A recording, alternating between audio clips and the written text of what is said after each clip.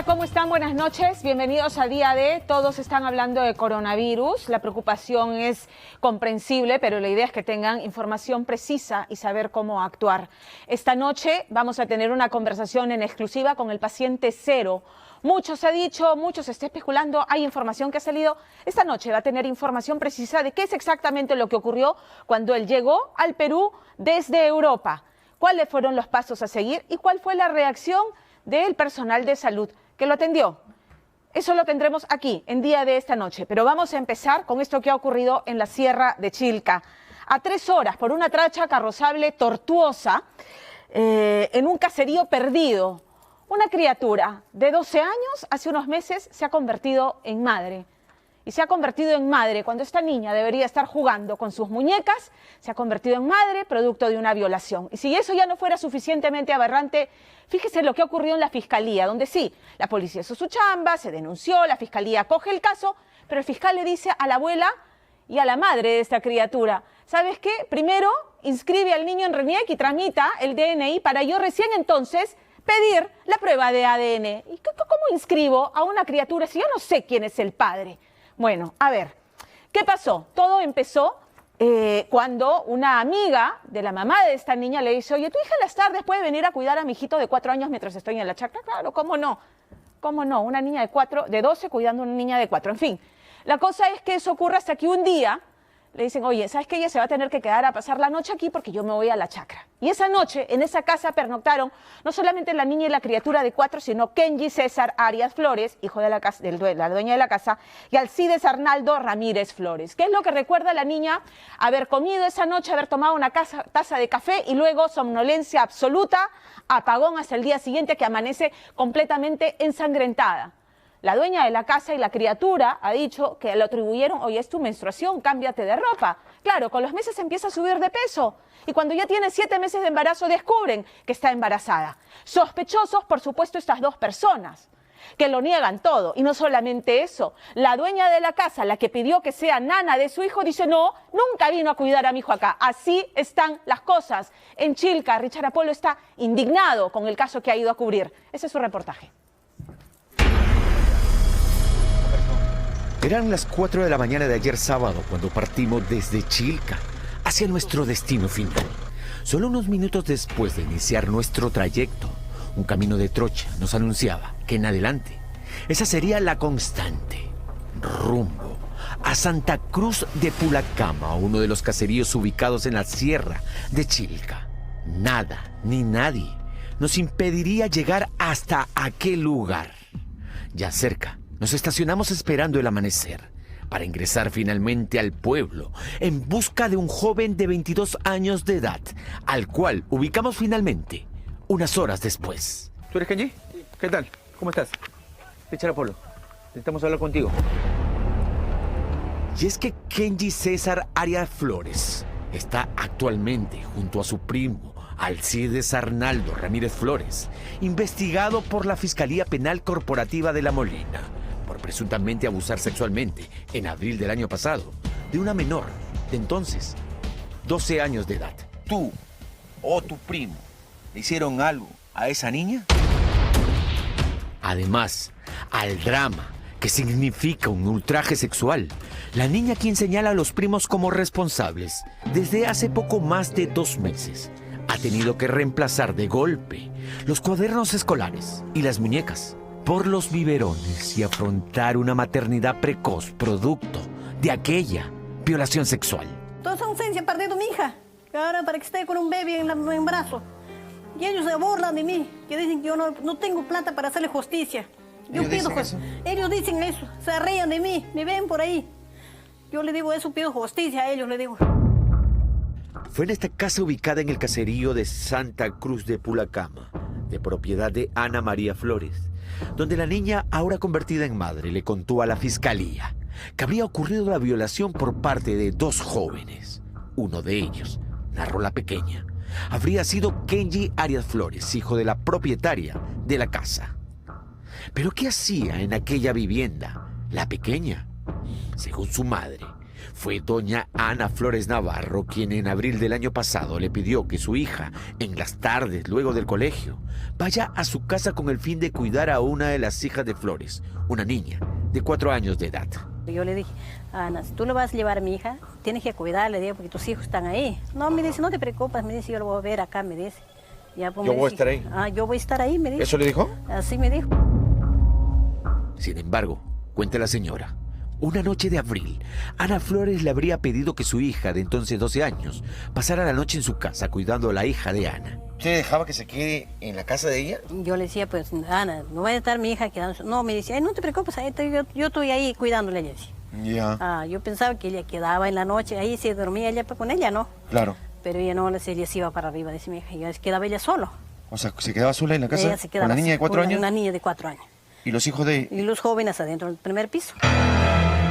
Los jóvenes de los que habla la señora son Kenji César Arias Flores, de 22 años, hijo de Ana María Flores, y Alcides Ramírez Flores, de 24, sobrino de Ana Flores. La niña le dijo a la fiscalía que aquella noche de abril, alrededor de las 9, mientras se encontraba en una de las habitaciones del segundo piso de la casa, cuidando a la hija de 4 años de Ana Flores, fue Kenji Arias Flores quien la llamó, dice, para que baje al primer piso y cene. Recuerda la niña que tras comer y tomar una taza de café, subió nuevamente a la habitación del segundo piso, se acostó al lado de la hija de 4 años de Ana Flores, quedándose profundamente dormida, despertando al día siguiente a golpe de las 6 de la mañana. Y apenas abrió los ojos, refiere la pequeña, no solo ya no estaba a su lado la hija de 4 años de Ana Flores, sino se dio cuenta que sangraba en sus partes íntimas. Estaba sangrando todo esto, su pierna para abajo ya, todo su ropa cuando se manchaba de sangre ya todo. ¿Ya? ¿Ella qué pensó? Y ella pensó que era su regla, que dijo, Ya. adelantado. Ajá. Allá pues ella que dijo, no, la señora Ana, y después de pronto que le haga, le dice, no, ¿sabes qué? Te voy a cambiar, que le dice.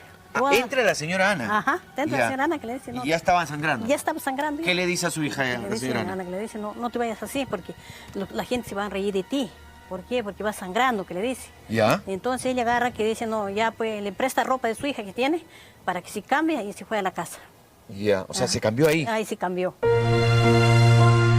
Dice la madre de la pequeña que curiosamente Ana María Flores Navarro nunca más le pidió que su hija vaya a su casa para cuidar a su pequeña de 4 años.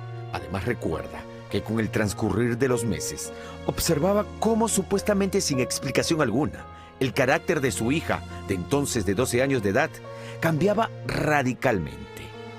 Que no fue sino hasta agosto del año pasado que Ana Flores la invitó, dice, urgente a su casa, pues afirmaba tenía que contarle un asunto delicado.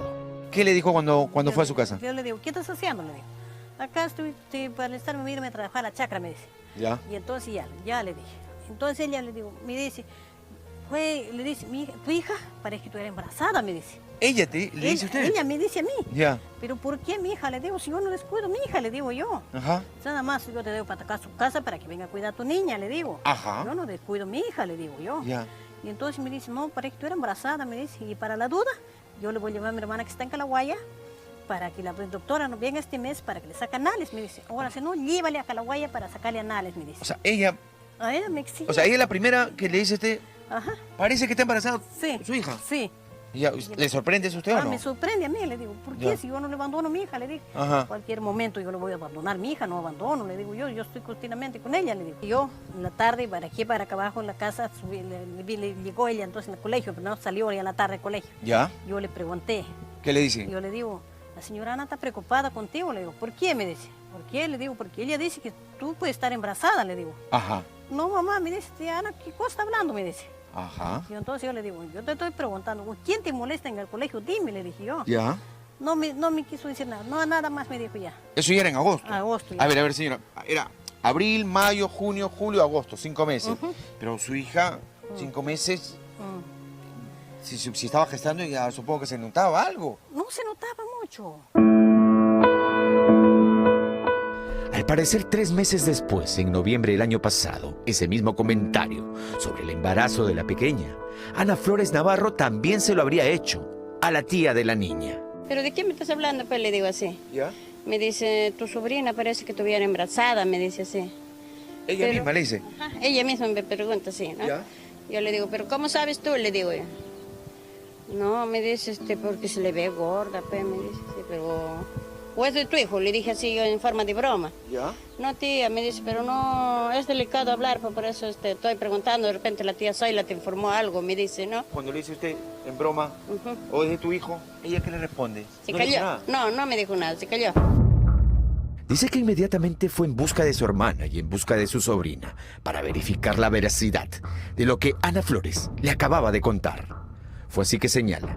Se enteró de boca de su hermana lo que la menor decía habría sucedido aquella noche de abril en casa de Ana María Flores, a manos, supuestamente, del hijo y del sobrino de esta.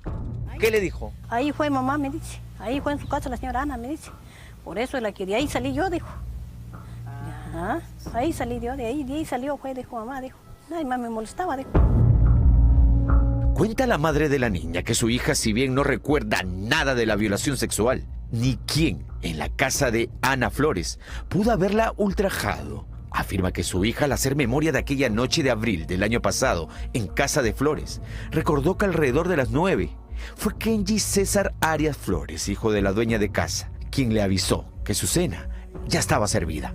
Dice que si bien cenó, intuye que tanto Kenji Arias y su primo Alcides Ramírez Flores pudieron colocarle algo al café, pues narra que tras ingerir aquella bebida le sobrevino un repentino y pesado sueño, por lo que no despertó sino hasta las 6 de la mañana del día siguiente. Usted pone la denuncia policial Sí. y lo pone agraviada a su sobrina y ya pone aquí los posibles responsables. Mira, Pone a Kenji César Arias Flores y pone a Alcides Arnaldo Ramírez Flores. A mí me da mucha pena a mi sobrina verle así. No hay para leche, no hay para el pañal. Le veo a mi hermana que no tiene ni para comprarle. Y las autoridades no quieren hacer justicia para mi sobrina. Era hora de ir en busca de los implicados. Era hora de ir rumbo al caserío de Santa Cruz de Pulacama, en la sierra de Chilca. Y allí encontramos, primero, a Ana Flores, dueña de la casa donde habría sucedido en abril del año pasado la violación sexual a la menor. La mujer no solo negó las acusaciones en contra de su hijo y de su sobrino, tildando de mentirosa a la niña, sino además negó que alguna vez la menor haya venido a su casa a cuidar a su hija de 4 años. Su mamá dice que ella venía en abril para cuidar a su hija porque... No, eso es mentira. No venía a cuidar. ¿Eso es mentira? Sí, eso es mentira. No, yo nunca le he contratado porque ella es una menor de edad. Ya. Yo no le he contratado. Pero al margen de contratar o no, señora. Venía para ayudarla al margen de... No estamos hablando de contrato. No me ayudaba tampoco. Ella solamente venía así un rato para jugar. También tengo mi hija de 13 años. ¿Ya? Y con ella se jugaban un rato y ahí sí iba ya. ¿Nunca la ha visto sangrar? Nunca la he visto. Yo, en esa forma nunca Y la he que le prestó la ropa para que se vaya, pero No. sí la vio ensangrentada. No, esa es mentira. No, yo nunca la he visto. ¿O qué usted me diciendo? ¿Que está inventando ella? Sí, está inventando. Todo eso es falso, lo que ella está hablando. Usted confía en su hijo, Sí. obviamente. Nosotros estamos viendo, toda la situación Sí. estamos viendo. Si el ADN sale, o su sobrino, porque el ADN es ADN, ¿no? Claro, ADN es ADN. Si sale que es hijo o de su sobrino o de su hijo, No va a salir. No va a salir porque... ¿usted está absolutamente segura Yo que no? estoy segura porque si ellos dicen la verdad, Ajá. yo creo en ellos. ¿Y si Yo saldría no, lo contrario, señora? no va a salir. No va a Y salir. le pregunto, si saldría lo contrario, ¿usted misma le diría a su hijo, anda y afronta? Claro, pues, si es que sale. Pero mi hijo me hubiera dicho a mamá, si fue las cosas son realidad. Me hubiera gustado hablar con su hijo, pero su hijo, su hijo... ¿Puedo llamarle? Sí, ¿Puedo por mandar llamar? favor. Mariel, ven. Todo. Porque Todo, le llama todo, a mi todo. hijito, porque él está teniendo Mariel. chinilla. Ah, ya pues, Sí, ¿puede ahorita- llamarlo? Ahorita va a venir. Ya. Minutos después, Kenji César Arias Flores apareció. Hay dos versiones, es decir, la versión de la niña que dice que se quedó aquí a dormir, tu mamá dice que nunca se durmió aquí y que después te vio a ti y ella se levantó en la mañana y estaba ensangrentada. ¿Tú o tu primo le hicieron algo a esa niña? No, porque yo estuve trabajando. ¿No estuviste aquí ese día? No estuve trabajando en Ayacucho. O sea, ¿en abril no estuviste? No, Pero tu mamá sí que dice que sí. trabajaba 20 por 10 mi trabajo. Por eso, pero en abril, ¿estuviste en algún momento aquí? No. Sí, Por eso te digo. Esto sucedió en abril. primero hasta el 21 no estuve aquí. No estuviste No, aquí. trabajando. El 20 estuviste aquí. Del 20 para adelante. ¿Tú la veías a ella aquí? No, ¿Nunca la has visto? no, sí, yo venía de mi trabajo solamente a... Llegaba en Chilca, Ya. venía para acá, normal. Por eso, ¿alguna vez la viste dentro de tu No, casa? ¿Nunca? No. ¿Y por qué Sí, mentiría la niña? No sé, eso es lo que digo. ¿Y por qué los culparía a ustedes? Ahora, Por eso yo hago pedí a la fiscalía para que haga prueba, La prueba de de ADN. claro, para que esclarezca todo. Ajá. Porque dice que la niña es mentira. ¿tú nunca los tocaste? No, pues, pregúntese a todos mis amigos. Yo salgo con gente de mi edad nada más. Claro. ¿Y tu primo? Mi primo también. ¿Usted también pone las manos al fuego por su sobrino? Por supuesto, yo sé, ¿Y si yo sé, saliera su sobrino y no él? pero Tampoco. él explica, claro que no es verdad, no es una acusación, algo grave. Ahora, por eso le digo, Por en, eso- en abril, que esos días que estuviste aquí, ¿viste a la niña? No, Esos días que tú estuviste aquí. No, no es mi... No, tu primo tampoco la vio. No, yo ¿Tú creo la que- llamaste y le dijiste, ahí está tu comida? No, pues es mentira, pues. Si el ADN dice lo contrario. No, eso es imposible. Pero si han habido, Claro, pues. Si el ADN dice lo contrario. O sea, no puede decir lo contrario, pues, por algo que yo no hice. En efecto, una prueba de ADN sería determinante buscando hallar al responsable o responsables de este terrible caso. Lo curioso es que hasta ahora, aquella prueba importante no se lleva a cabo por parte de las autoridades, mientras una menor de solo 13 años de edad se ha visto obligada por las circunstancias a convertirse en madre y criar en medio de su precaria economía familiar a una bebé sin haber terminado siquiera ella de ser niña.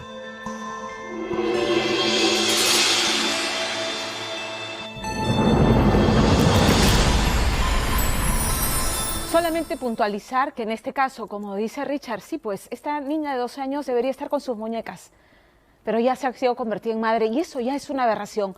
Pero saben que en este caso sí había el acompañamiento del Ministerio de la Mujer. Entonces me pregunto qué clase de acompañamiento están haciendo si no pueden, digamos, acompañar el caso del modo que no hayan estas trabas que les están poniendo.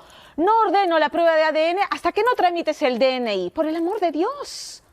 Por el amor de Dios. Señora Gloria Montenegro, a ver si le pone un ojito a este caso y redireccionan las cosas para que ya se avance a nivel de fiscalía. Vamos con el tema de coronavirus. Siempre he dicho que la idea no es alarmar.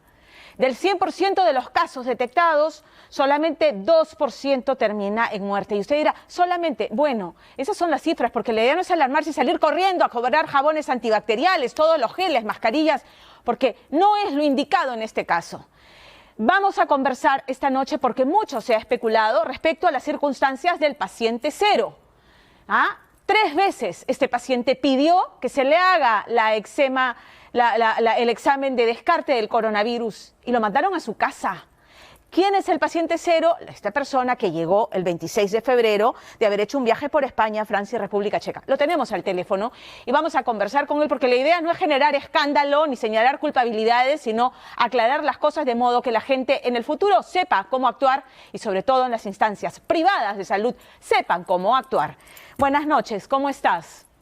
Hola Pamela, ¿qué tal? ¿Cómo estás? Buenas noches. Te agradezco que hayas decidido hablar con nosotros porque entiendo que han habido inexactitudes en todo el camino que has tenido que recorrer hasta poder confirmar que tienes coronavirus y sobre todo saber cómo te encuentras tú, porque estás en tu casa y a esta hora de la noche, ¿cómo te encuentras? Sí, o sea, ahora estoy mucho más tranquilo, más informado también. Ya no presento síntomas. De repente hay una ligera tos, pero ya casi nada.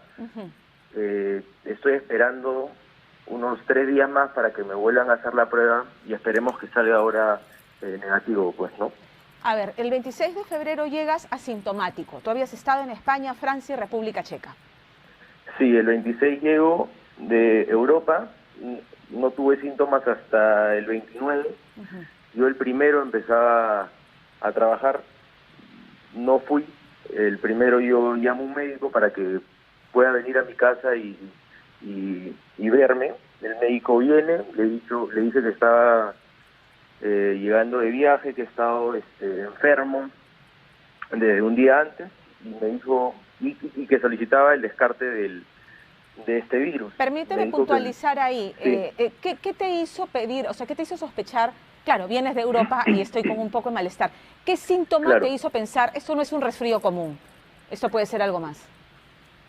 Yo desde que estaba con malestar general, yo ya pensaba, vengo de Europa, ¿por qué estaría enfermo? Y justo está lo de este virus, yo quería un descarte lo antes posible Ok, para empezar a trabajar. de acuerdo.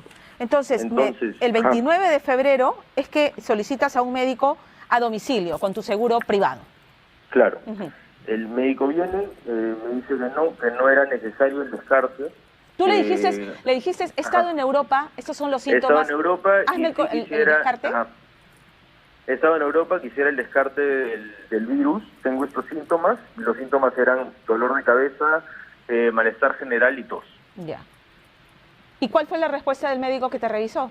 Me dijo, de acuerdo a cómo te veo, no es necesario el descarte, esto no parece ser el virus, el famoso coronavirus, ¿no? ¿Y el diagnóstico? Me dio faringitis y un resfrío común.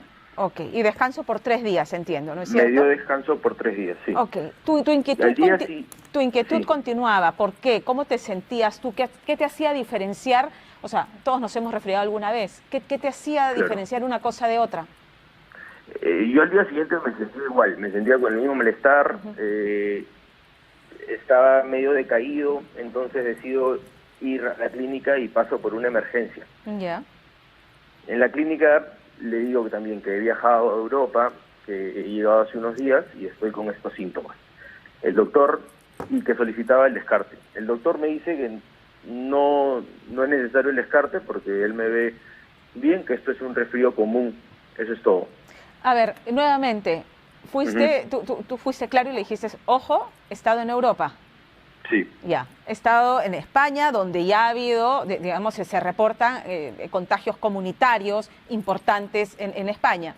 En Sí, Francia correcto. y en República Checa, y te dice, no es necesario, pero entiendo que insistes. Sí. Que Yo insistes, insisto y ya. me dice, ok, te vamos a hacer una prueba que es el descarte de un virus respiratorio, o sea, influenza, etcétera. Ya. Me dan esa prueba al día siguiente y me sale todo negativo. Yo tengo lo que me has escrito, influenza A y B, para influenza 1, 2 y 3, adenovirus, virus sindical respiratorio, y todo salió negativo. Sí, todo salió negativo. Ya. Y te vuelven a mandar Entonces- descanso y te mandan a tu casa nuevamente. Sí, correcto. Ok. ¿Qué pasó Entonces al día yo al ver siguiente? esto, y ya que el doctor me diga que estoy bien, que no tengo nada, me siento un poco más tranquilo, pero igual yo quería el descarte. Claro. Entonces voy por una cita a la clínica nuevamente y le digo, y ya con casi sin síntomas, pues solamente tenía una ligera tos. Sí. Ya. Entonces le digo al doctor que solicitaría nuevamente el descarte del coronavirus y ya solo tengo esta tos, ¿no? Y el doctor me dice, bueno, analiza y todo, y me dice, no es necesario. Según cómo te veo, no es necesario, tú no tienes el famoso coronavirus. Ok, entonces, Bueno, ajá. insistes, quiero el descarte, pero esto me parece súper interesante. Llegas el 26, 27, 28, 29, empiezas el malestar, pasan Sí. 3 días más y tú ya, digamos, los síntomas empiezan a disminuir. Claro. Ya, es tal importante, o cual, sea, la un enfermedad resfrío- tiene un pico aparentemente y luego empiezan a disminuir. Sí. Ya, Lo que sí, yo nunca, en esta etapa de los síntomas, yo nunca hice fiebre.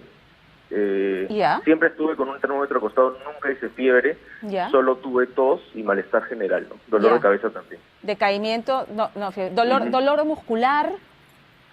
Sí, claro, también tendría dolor muscular y malestar general, como si te fueses a enfermar, Ya, tal cual. ya. Ninguna afección estomacal, digamos, porque a veces hay influencias que dan, claro, que Sí, salido no, negativo, no. pero que dan con malestar estomacal. Nada, por ahí no No. han habido síntomas. Sí. Ya. Ok, y nuevamente entonces te mandan a tu casa, te dan, de hecho me dices que te dieron un día más de descanso el 2 de marzo.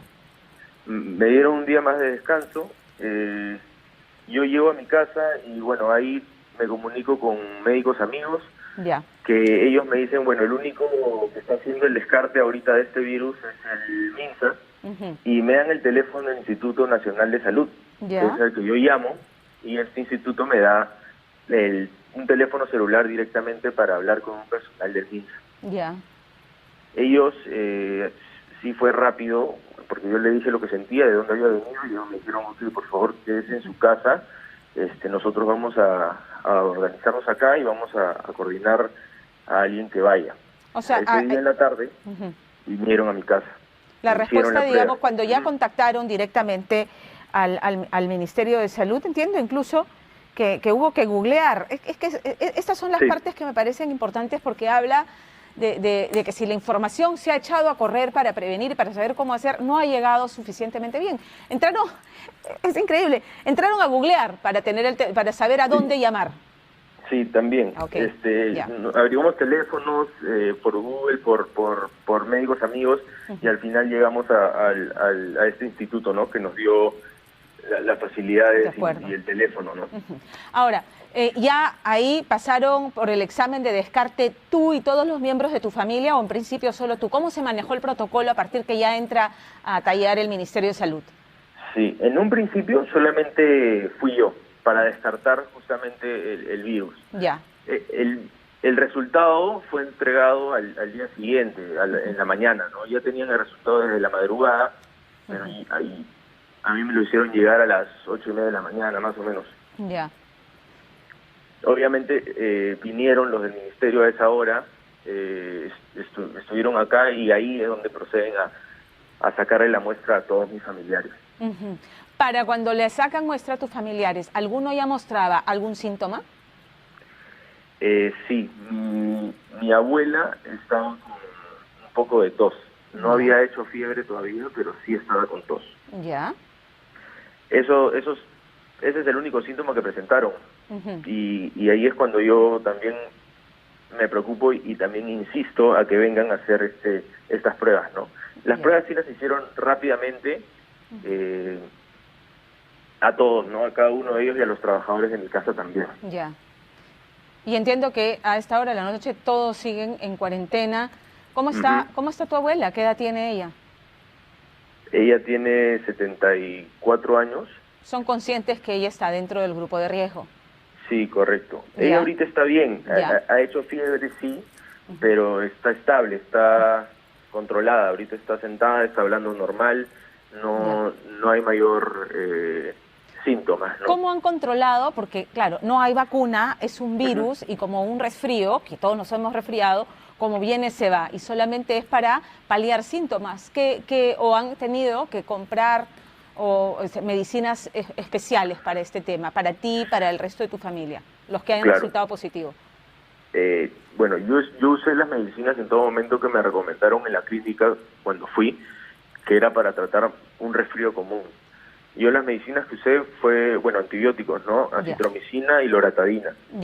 Y eso ha sido recetado por los médicos del MINSA.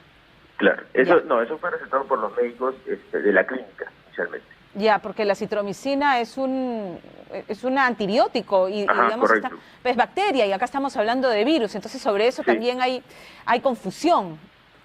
Sí, a mí me recetaron eso y inicialmente yo no sabía lo que tenía, entonces yo lo traté inicialmente como si fuese lo que el doctor me decía, ¿no? Ya. Entonces, pero y ahora ahora que ya están en manos de las directivas del MINSA, ¿qué medicinas, cuál es el tratamiento que están siguiendo? A mi abuela le dieron antalgina para la fiebre. ¿Ya?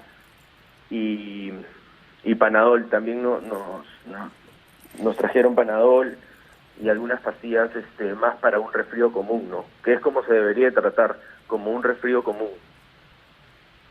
A ver, ok, claro. Entonces, lo que uno hace con su resfrío común es lo que tiene que hacer con el coronavirus, pero primero descartarlo. O sea, y no estamos, digamos, esta conversación, que no se entienda para los que nos están viendo esta noche, que lo que pretendemos es que se automediquen. O sea, hay que seguir el protocolo, pero que la gente sepa que el tratamiento que está siguiendo es casa es el que hacemos cuando tenemos un resfrío común. ¿Alguna indicación especial respecto a la alimentación? No, en todo momento también le hemos preguntado a los doctores si es necesario hacer algún tipo de dieta o comer algo en específico. Me ha dicho que no hay ningún problema en los líquidos ni en las comidas. Podemos hacer tal cual lo diario, ¿no? De acuerdo. Ahora, entiendo que además de tu abuela, un tío tuyo y un sobrino tuyo también resultaron positivos. Sí, es el hermano de mi mamá que dio positivo. Él ahorita solamente tiene tos y él es primo, un primo de 7 años. Sí, tu primo, sí. Sí, pero hoy día también nos enteramos que otro primo que vive acá conmigo, de mi edad, también dio positivo, ¿no? Tu primo de 7 años, ¿cómo ha evolucionado? Porque dicen que los chiquitos, digamos, los síntomas incluso son más imperceptibles. Él está tranquilo, él está... ¿Fiebre? No, para nada, está feliz, está tranquilo, está correteando, o sea, con él no es. Ok, de acuerdo. Y ya claramente, como apenas tuvieron la certeza de que había salido positivo, se comunicó al colegio. Claro, ahí mismo, con el resultado, llamaron al colegio y el colegio creo que ha tomado las medidas, ¿no? De acuerdo. 15 días entiendo que es la cuarentena y pasado ese tiempo se les vuelve a hacer nuevamente el examen a todos para, si sale negativo, cada quien retoma su vida como todos. Sí, ahora en mi casa están estos familiares contagiados y también está la hermana de mi abuela, que ella también ha salido positivo.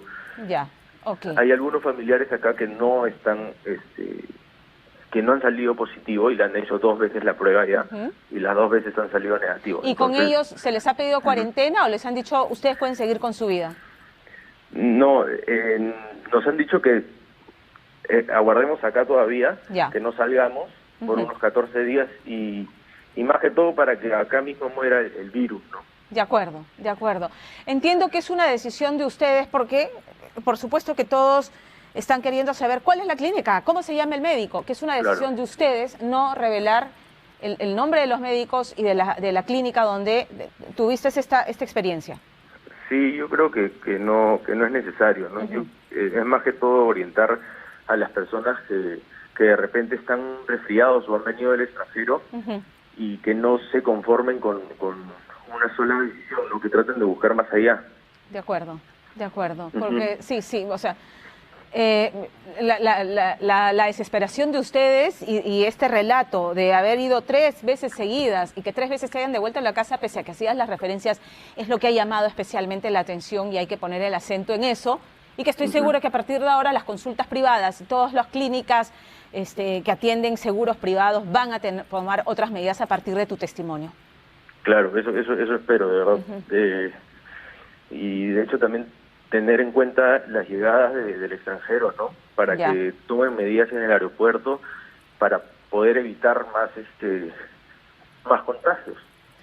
Te agradezco enormemente haber tenido la deferencia de de haber dado testimonio con nosotros. Creo que esto sirve para frenar la ola de especulaciones y sobre todo devolverle tranquilidad a la gente porque tú a esta hora de la noche ya estás casi asintomático. Así es, ya prácticamente estoy bien, ¿no? Y el otro tema que me parece fundamental, que tu abuela, que está dentro del grupo de riesgo descrito, también está evolucionando favorablemente. Sí, correcto, ella está bien, ella está tranquila, estamos siguiendo los medicamentos y los que nos dicen los doctores al pie de la letra. Eso es lo más importante ahorita, ¿no? ¿Algo más que quisieras añadir esta noche?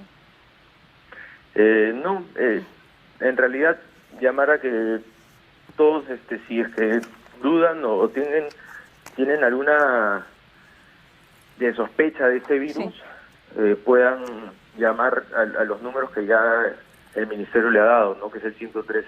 Así es. Te agradezco mucho, nuevamente. Gracias. Gracias familia por permitirme esta información. Gracias. Buenas noches. Bueno, brevemente, ya lo escucharon. Él a esta hora de la noche ya está asintomático. La familia en cuarentena. Los síntomas, el niño de 7 años que también ha dado positivo al examen no está mostrando síntomas. Hay que tomarlo con calma. y seguir las recomendaciones. Agua y jabón. Olvídese del jabón antibacterial, por el amor de Dios, porque no sirve, porque de hecho, como han dicho los médicos, que son los especialistas, el jabón antibacterial ha sido prohibido en algunos países como en Estados Unidos porque genera resistencias. Y la idea es que cualquier jabón, incluso el de lavar ropa, porque ayuda a arrastrar el virus que pueda estar en las manos y lavárselas bien. No tocarse si ha estado en lugares públicos, tocando superficies que puedan estar contaminadas, mucosas, ojos, nariz, boca. Quizás por ahora debamos olvidarnos de esos saludos querendones que hacemos nosotros los peruanos, el beso, el abrazo, la mano. Quizás evitar eso porque el contagio, ¿dónde se produce? Cuando hablamos, cuando estornudamos, cuando tosemos, ¿no es cierto? Esas partículas que quedan en el aire. Hay que tomarlo con calma. Cambiamos de tema. No terminamos de procesar el secuestro, la violación, el asesinato de Camila, una niña de 4 años, un angelito de 4 años, por amor de Dios. Claro que se nos resuerce la entraña.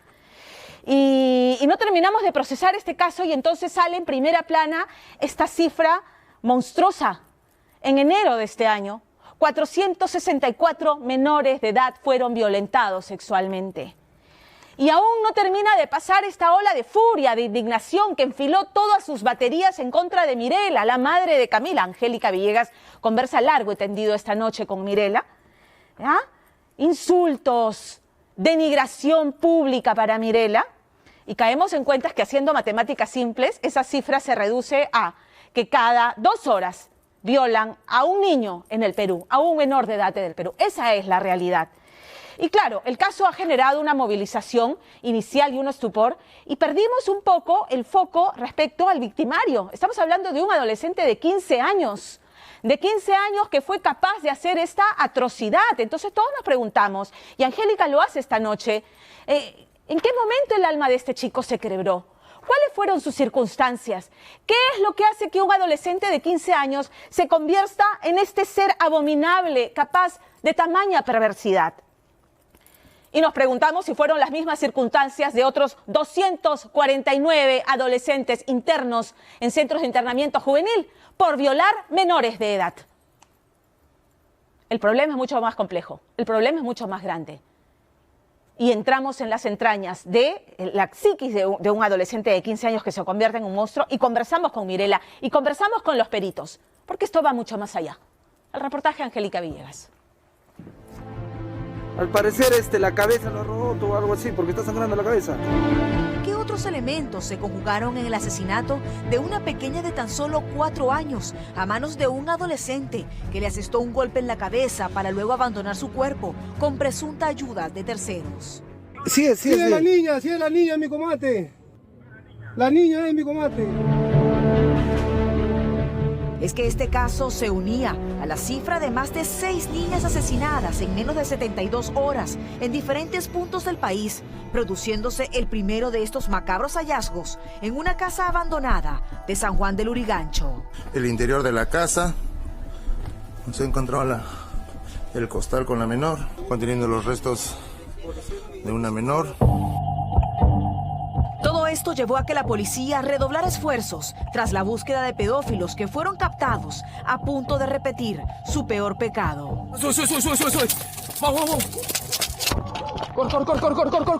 Vamos ahí. ¿Quién protege a nuestras niñas? ¿Y cómo terminará todo esto? ¿Por qué corre?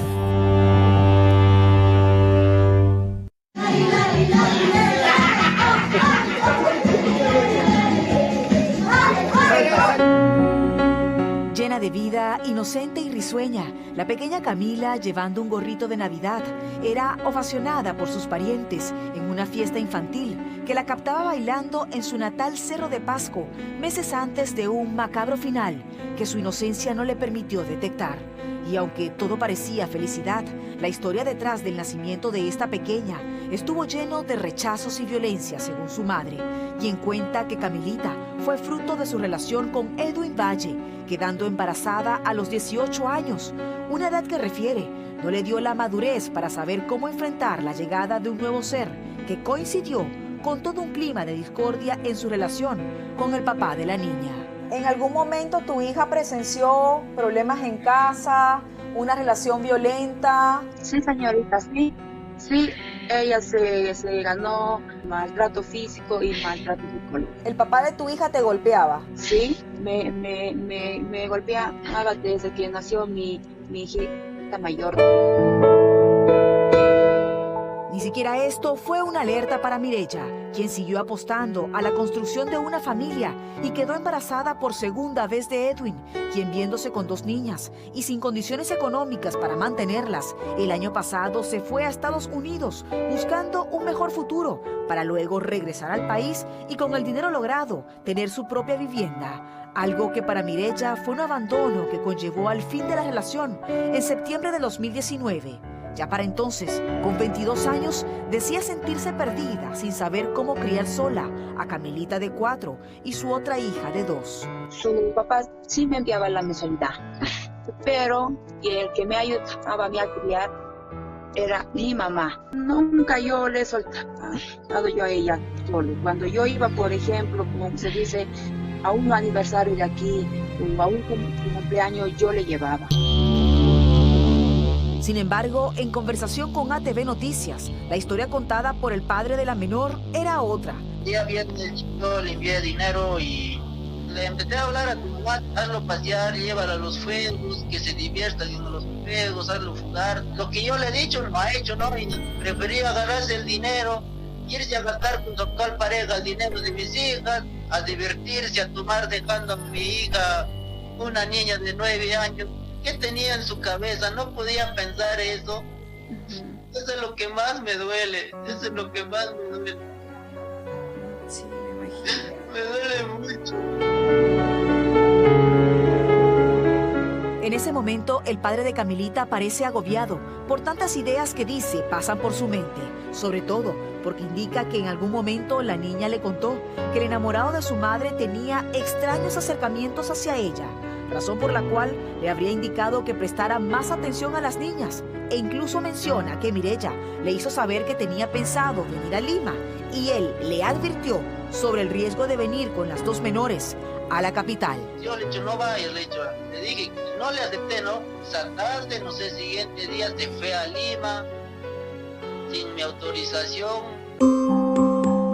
Efectivamente, Mireya obvió las advertencias del padre de sus hijas y hace un mes viajó desde Cerro de Pasco hasta Lima para pasar vacaciones en el asentamiento humano Bellavista de Independencia, exactamente en casa de un pariente, donde los vecinos nos contaron que muchas veces llegaron a recibir a Camilita y a su prima de 9 años en su casa para darles de comer. Este es el espacio que jugaban, ¿no? En cualquier sitio jugaban, o adentro también en mi casa jugaban, ¿no? Son criaturas, ¿no? Jugaban. ¿Cuántas horas pasaban así? A veces parecía a las 2 de la tarde, estaba hasta las 4, hasta las 5 estaba. Así llegó el fatídico fin de semana pasado y Mireya fue invitada a una fiesta de cierre de carnaval que se llevó a cabo en la loza del asentamiento humano. Yo dejé a mi tía con mis hijas y yo salí. Entonces yo llego arriba a la yunza, mi tía me llama y yo pensaba que mi bebé se había despertado. Ella me dice, ya estoy aquí. Entonces volteo y de verdad mi tía ya se encontraba en ahí. Tu tía a la final, la tía que se iba a encargar de cuidar a tus hijas, también se va para la fiesta. Exacto, señor. En ese momento, ¿no te preocupó que las niñas quedaran solas en casa por ser tan pequeñitas? Por estos tiempos tan violentos que vivimos. Sí, justo como yo le digo. Yo me arrepiento, señorita. Es mi error. En este momento, lo que se presume que ocurre después es que Camilita despierta y se percata de la ausencia de su madre. De esta vivienda propiedad de su tía en Independencia, la niña de 4 años sale la madrugada del 1 de marzo. Estaba acompañada de su prima de 9 y también de su hermanita de 2. Este es el camino que realiza para buscar a su madre. El objetivo de esta niña mientras iba recorriendo este camino junto con su prima y con su hermana menor era precisamente llegar hasta el lugar que está a nuestro fondo, hacia una loza que era el punto donde su madre estaba reunida. De todo este lugar ha venido la niña llorando, ¿no? ¿Y ha atravesado todo este camino? No, lógico, claro, llorando. ¿Cuánto avanza más o menos esta niña? Ha avanzado hasta allá donde está la loza. Aquí el equipo de Día D comienza a reconstruir el paso a paso de Camilita, basados en los testimonios de quienes la vieron. La niña llega aquí al lugar en busca de su mamá. y no encuentran a su mamá, ellos siguen acá, llorando. Aproximadamente a las ya 5:30, 6 de la mañana, ellos salen de acá, hacen su recorrido. Hacen su recorrido por acá. Con su prima y su hermanita. Sí, por acá. ¿Ya las la fiesta tres. había terminado? Claro, ya había terminado, claro, ya estaba para terminar, justamente. La fiesta había terminado y tú estabas ¿dónde? Yo había bajado con mi pareja. Y yo ya declaré ya así es. Si todo esto ya nos generaba angustia, peor era saber que tras no encontrar a su mamá, Camilita se desvió del camino a casa, siguiendo en compañía de las otras 2 niñas. Y precisamente en ese momento, un sujeto de 15 años borracho, que estaba en la misma yuza donde estaba la madre de la menor, la sigue desde las escaleras y posteriormente la intercepta, ofreciéndoles papas fritas. Ya para este momento la niña venía cansada, una niña de 4 años, por lo que se presume que es la excusa que él arma para entonces captarla acá, tratar de esquivar tanto a su hermanita como a su primita y comenzar a transitar este camino corriendo. Todavía es escalofriante visualizar lo registrado por esta cámara de seguridad de la bodega que Camilita encuentra cerrada y donde con impotencia observamos cómo este sujeto de 15 años parece tener en la vista a esa inocente niña, en vista que su lenguaje corporal denota seguridad en llevarla en brazos, pareciendo confundirse con cualquier familiar de ella. Difícilmente, si la niña, las 2 niñas iban a poder perseguirlo, porque entonces una vez que ella logra tener el control de la situación, avanza un poco más hacia este punto, yéndose con la niña por todo este camino lleno de tierra.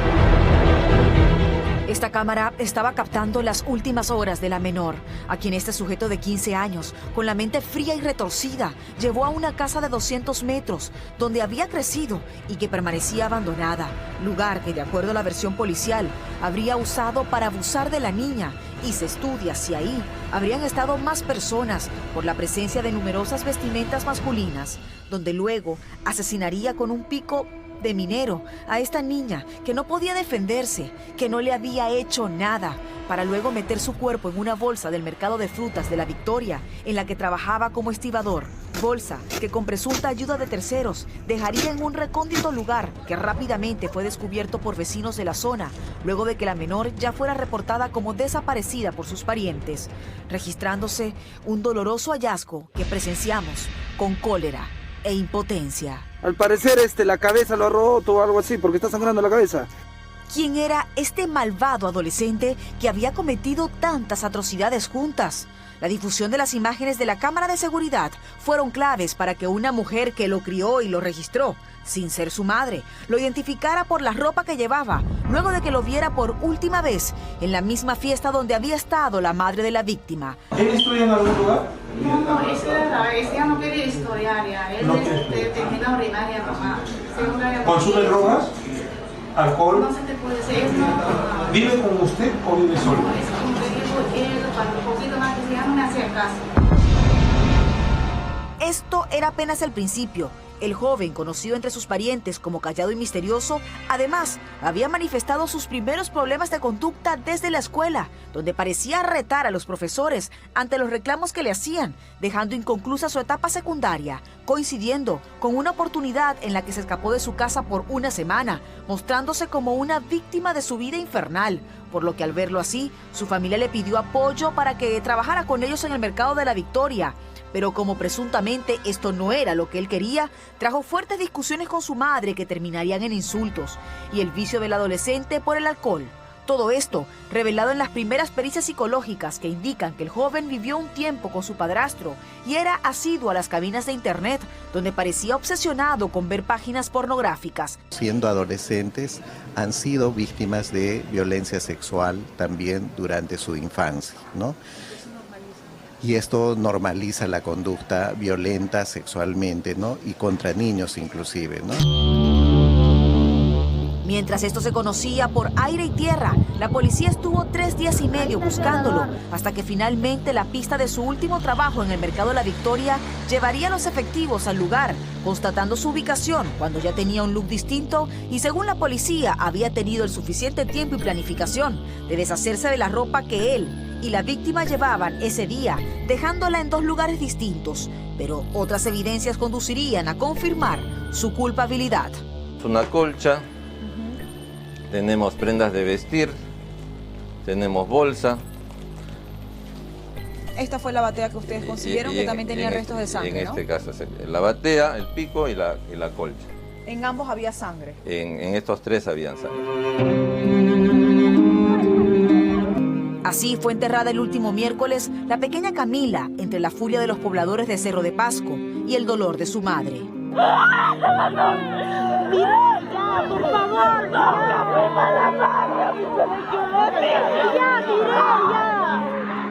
Si esto ya era muy fuerte de digerir, al tratarse de todo lo terrible que vivió una pequeña, mayor asombro y escalofrío nos causarían 5 hallazgos más de niñas que oscilaban entre los 2 a 6 años, encontradas en ríos, asesinadas por sus padres, o el más impactante, el de una pequeña momificada, encontrada en una casa abandonada en San Juan del Lurigancho, cuyo rostro ya elaboró en un retrato la policía, retrato que fue colgado en la página de Mujeres Desaparecidas para ver si alguien la identifica. Y grande fue nuestra sorpresa cuando rápidamente publicaron la foto de una menor desaparecida en Puno hace 4 años, que tendría grandes similitudes al retrato policial, por lo que ya los padres de la pequeña están en contacto con la policía para someterse a pruebas de ADN y confirmar si se trata o no de esa hija perdida que les quita el sueño. Una situación que deja en vilo a más de 100 padres que han reportado la desaparición de sus hijos en lo que va del año, con la angustia de una alarmante cifra que arroja abusos sexuales en el país cada 2 horas. Urge que la justicia asuma su función, que sea valorado el retrato de cada niña o niño desaparecido y que de una vez por todas haya una verdadera política de salud mental para que ya no existan más niñas símbolos, para que no sigamos perdiendo al futuro de mañana de una manera tan cruel y dolorosa.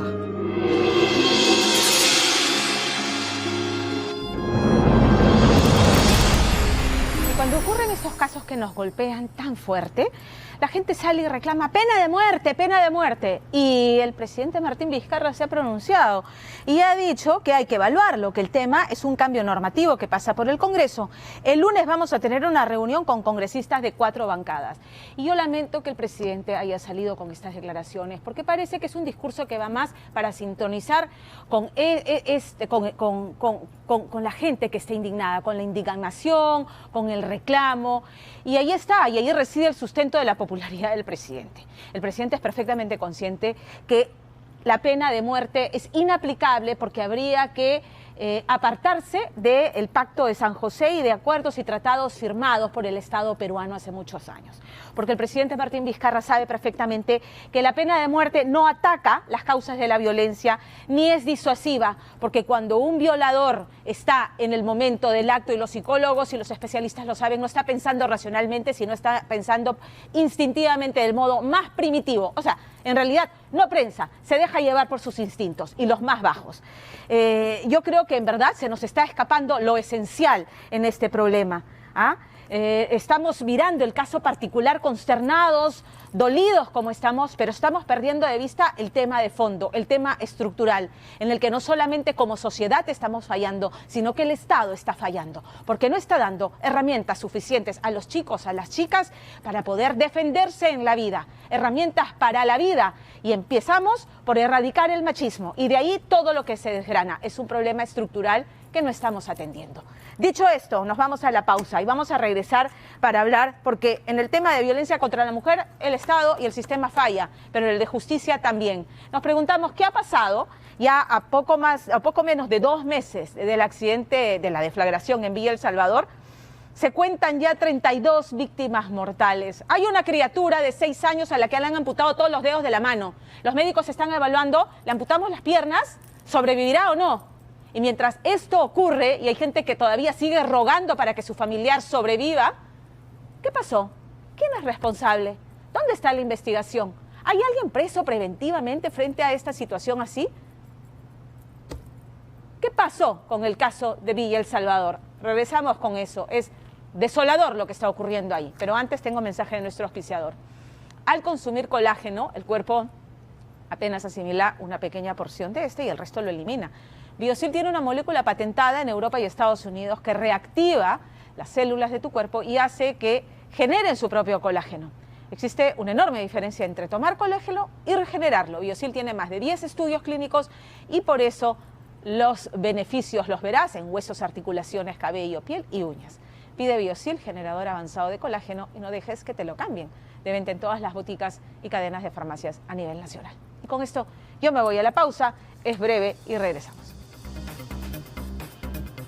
Esta noche en Día D. 32 muertos, pero nadie está en la cárcel. Las nuevas víctimas de la trágica deflagración en Villa El Salvador y las rutas que la justicia podría tomar para que esta dolorosa historia no quede impune. El hecho que la hayan negado una vez no quiere decir que otra vez le van a negar, o tampoco. Lo que sí te puedo decir es que la semana que viene sí voy a tener una resolución final del caso. Además, adiós, embajador de la paz. Duelo, honor y el legado de Javier Pérez de Cuéllar, uno de los peruanos más notables y sobresalientes de la historia mundial. Los peruanos vamos a ganar. ¡Viva el Perú!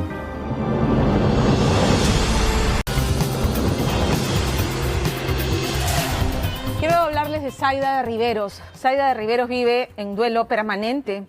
Ella ha perdido ya 7 familiares desde el 23 de enero, en que el camión de Transgas causó esta tragedia enorme en Villa El Salvador, que ya va costando 32 víctimas mortales. ¿Ustedes se imaginan lo que es despertarse cada día esperando lo peor? Solo en esta semana a Zaida la llamaron y le dijeron, tu hija murió. Y al día siguiente, tu pareja de 18 años, con la que conviviste 18 años, también ha muerto en una semana y suman 7. Entonces, esta cifra va a continuar, lo que les comentaba antes de la pausa. Hay una criatura de 6 años a la que le han amputado todos los dedos de las manos. Y los médicos se preguntan, ¿resistirá la amputación de la pierna? Y como esta criatura, hay otros 11 pacientes que están en estado crítico, así que esa cifra de 32 seguirá aumentando. Y todas estas personas no son sino víctimas, sí, ustedes dirán, de la deflagración, pero antes que eso, de la indolencia y de la negligencia de una cadena de autoridades que no hicieron lo que tenían que hacer en su momento. Entonces, a esta hora de la noche nos preguntamos, ¿es que ya se estableció a los responsables?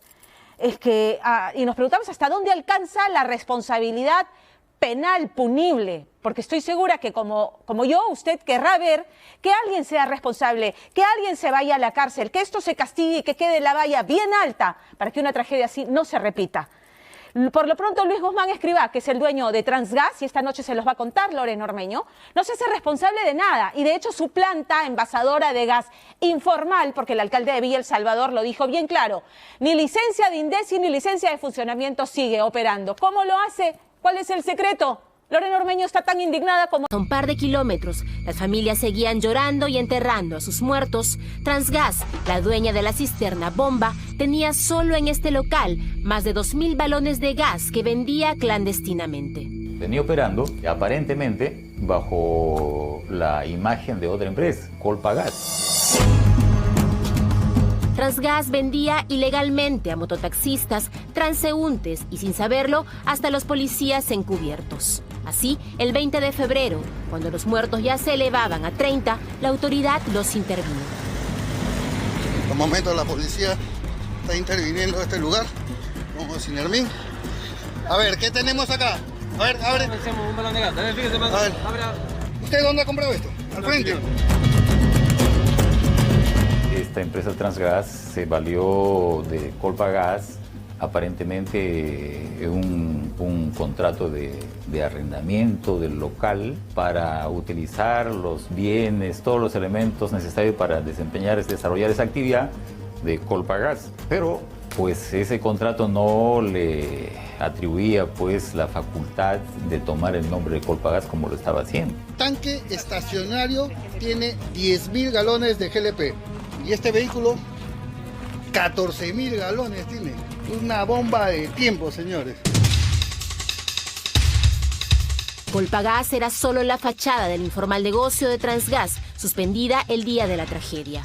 Sin embargo, a diferencia de sus víctimas, su negocio seguía saludable. Tanto que mientras eran intervenidos, continuaban llegando uno a uno sus clientes. Todos los días estás comprando tú. es más económico comprar en la planta. ¿Y cuánto te cuesta este cilindro de gas?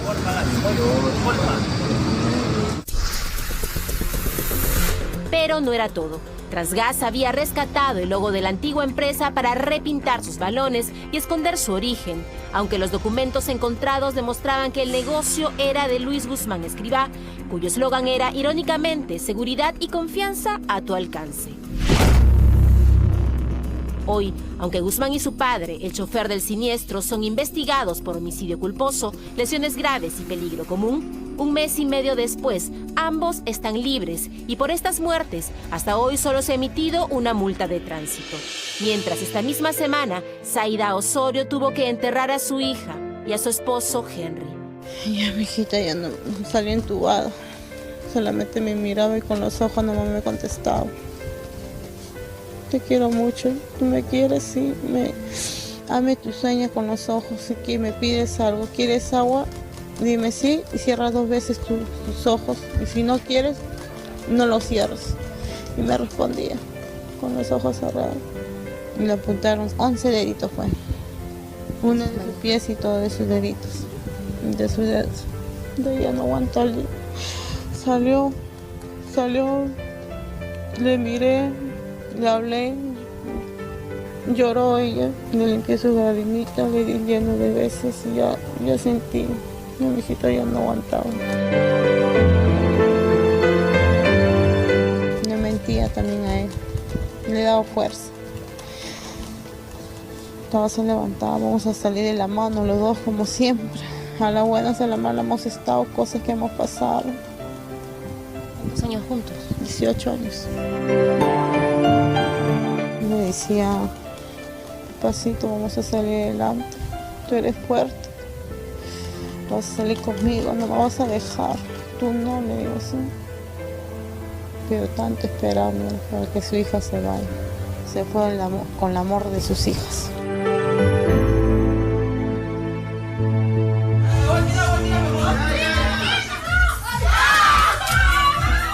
Henry Rivero siempre fue el alma de la fiesta. Aquí lo vemos 23 días antes de la deflagración, cargando la piñata que cada año los Riveros Osorio y los Riveros Segovia compraban para celebrar el Año Nuevo.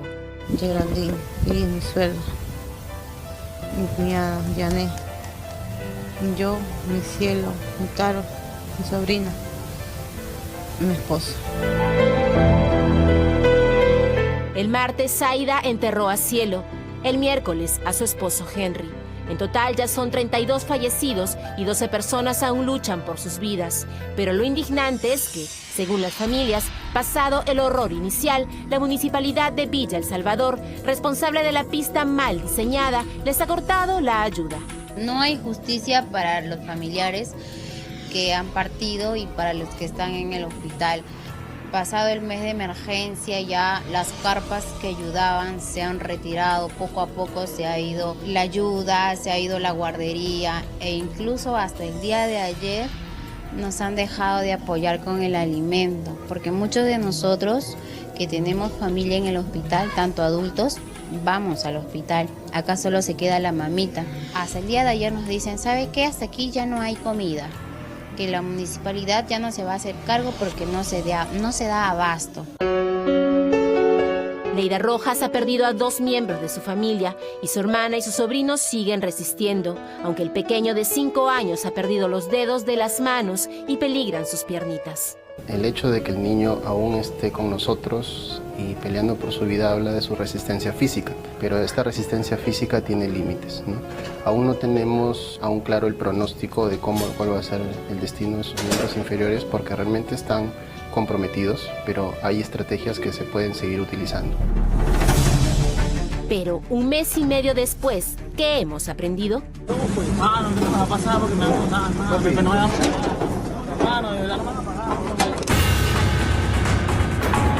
El 3 de marzo, un mes y 8 días después de la tragedia, en el mismo Villa El Salvador, la policía intervino este corralón. No se trataba de Transgas, pero sí de una cisterna autorizada por Osinermin para la venta de gas a granel a grifos, pero que en un cuarto llenaba balones de gas de uso doméstico, a los que además les pintaba el nombre de una conocida empresa formal.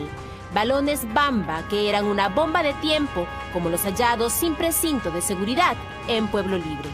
No es gas, a veces me quito, juega así. O sea, tu hijo deja jugar con el balón de gas. No, a veces otra vez no hay juega, sino a veces... Usted está diciendo que su hijo a veces juega. No, ya. Está grabado, ¿no?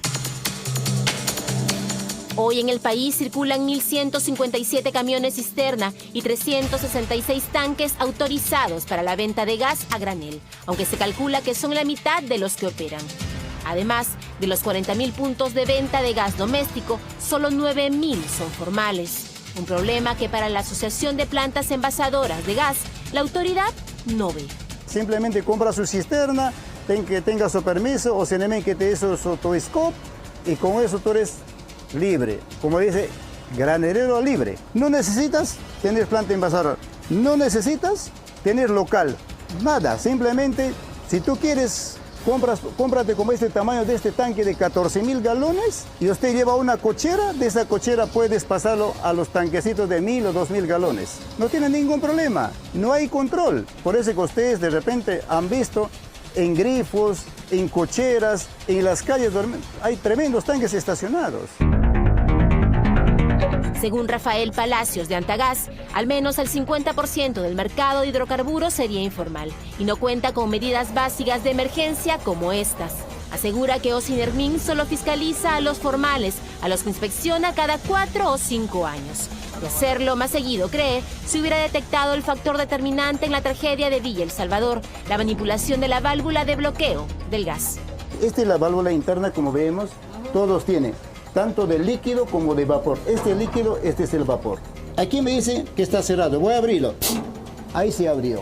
Vamos a suponer que esta válvula se rompió, el gas empieza a fugarse, ¿verdad?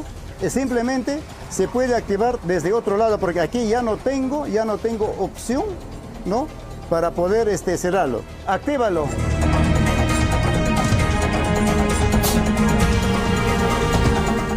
Automáticamente cerró la válvula interna. ¿Qué implica? Que el gas de aquí ya no sale. Ya no deja pasar la válvula interna, se cerró. En la cisterna de Transgas, la válvula tenía un gancho para bloquear el cierre automático que hubiera evitado tamaña tragedia.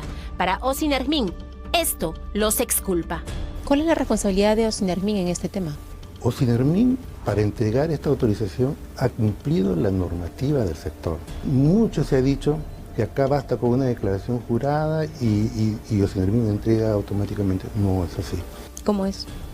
Aquí nosotros verificamos que ese tanque tenga un certificado de inspección. ¿Quién verifica los tanques? Otorgado por un organismo de inspección debidamente acreditado ante INACAL.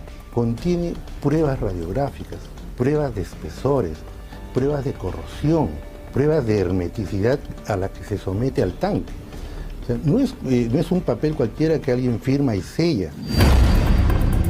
Marconsulta es la empresa que dio luz verde al camión de Transgas, aunque no tenía la placa de metal para proteger las válvulas de golpes en las pistas. Y según Osinermin, es el Ministerio de Transportes el que por norma permite que camiones comunes y corrientes sean transformados en cisternas para transportar material peligroso. Pero, ¿y la fiscalización posterior? A Transgas se le había verificado en diferentes ocasiones. Por supuesto que a la planta se le ha hecho muchas visitas de supervisión, a la planta envasadora. ¿No fue un tema importante el saber que la municipalidad de Villa El Salvador jamás le dio autorización para que funcione? ¿Eso no influye en su verificación? Ahí creo que hay un error, porque nosotros estamos hablando de la planta y la municipalidad le cerró una oficina administrativa. No, hemos preguntado al alcalde y me dice que jamás Transgas ha tenido permiso para nada. Para ninguna planta, para ninguna oficina, para nada. Bueno, entonces, ¿no es importante en una verificación? La autorización que he dado a Osinermin es una autorización sectorial, es una inscripción en el registro. Y claramente se le señala ahí que debe obtener las autorizaciones de las autoridades que correspondan. ¿Pero ustedes no cruzan información?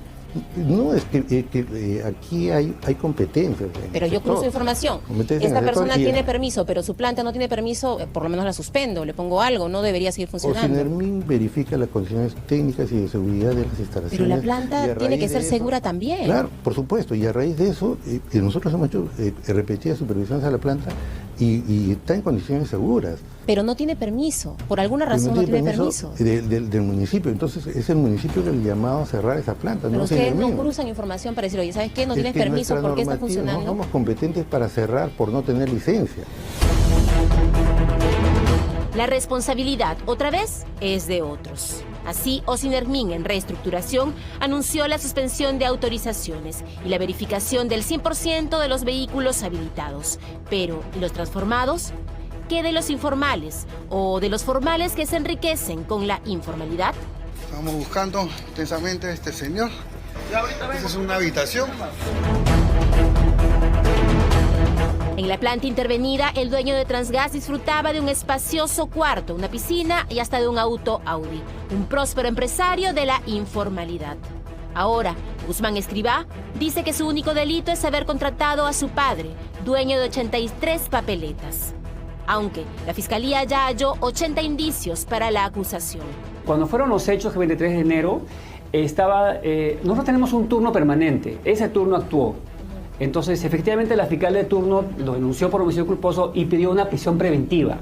Prisión preventiva que fue declarada infundada por el juez de turno de ese momento. Ahora se ha visto que son más agraviados y son más fallecidos, y el asunto está un poco delicado porque son como 30 fallecidos. Entonces, como dice usted, ¿no? Yo puedo pedir o no pedir prisión preventiva, ¿no? El hecho de que la hayan negado una vez no quiere decir que otra vez le van a negar, o tampoco. Lo que sí te puedo decir es que la semana que viene sí va a tener una resolución final del caso. La próxima semana se sabrá si habrá justicia o no. Pero la informalidad sigue siendo una bomba de tiempo que, de no resolverse, volverá a estallar.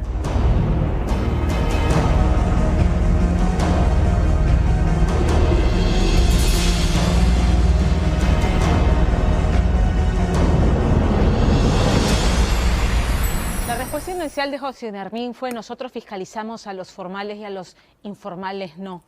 Y sacaron normativa que permitía agilizar ciertos trámites que hacían las cosas más fáciles para los formales, pero de la cual se colgaron los informales, a los cuales no fiscalizaban, como el tema de mandar la declaración jurada del estado de sus camiones, a los cuales le dan luz verde. Y por eso que este camión, que había tenido una situación similar un año antes, en el 2018, ¿no es cierto?, pudiera seguir operativo. Entonces, esas son las razones por las que hace 3 meses Ocinermin ha entrado en reorganización, ¿no es cierto? Ha entrado en reorganización durante 3 meses. Ha sido descabezado Ocinermin, todo el directorio está siendo reestructurado y hacemos votos para que esta reestructuración, porque eso es lo más importante, se aboque además, una vez que termine, a modificar la legislación, de modo que los informales sean fiscalizados, que no se pase por agua tibia cosas así, que no hagan de la vista gorda frente a lo que ocurre todos los días a vista y paciencia de todos, la informalidad con la que se maneja y se distribuye el gas que es tan necesario, el gas domiciliario, los balones y la manipulación y la forma en que es envasado. Así que hacemos votos para que esta reestructuración ponga bajo la lupa esa legislación y se dedique a fiscalizar también a la informalidad, porque si no, ¿quién lo hace? Nos vamos a la pausa. Yo cubrí la campaña presidencial del 95 siendo reportera aquí de ATV Noticias. Empecé aquí, esta es mi casa, y mi recuerdo nítido de don Javier Pérez de Cuéllar, y le digo don porque merece ese trato. Un peruano y un político y diplomático decente, íntegro, noble, un caballero. Yo me acuerdo que era una calichina y decía, pero qué hombre tan noble. Me sentía afortunada de seguir esa campaña presidencial.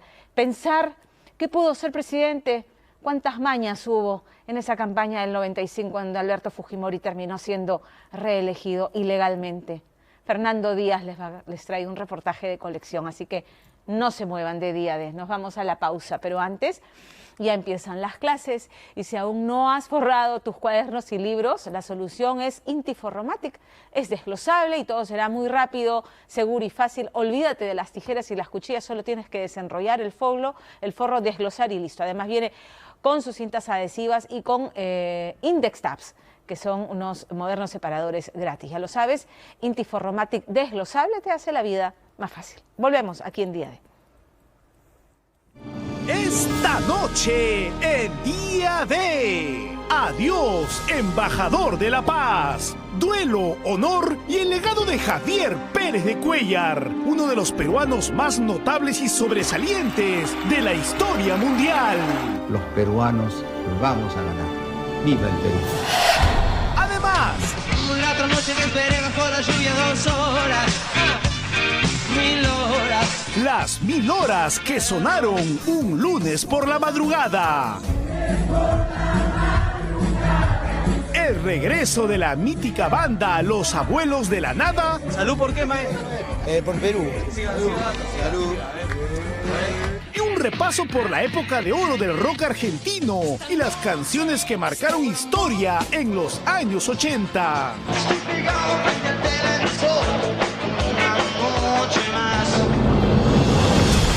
Quédese en Día de...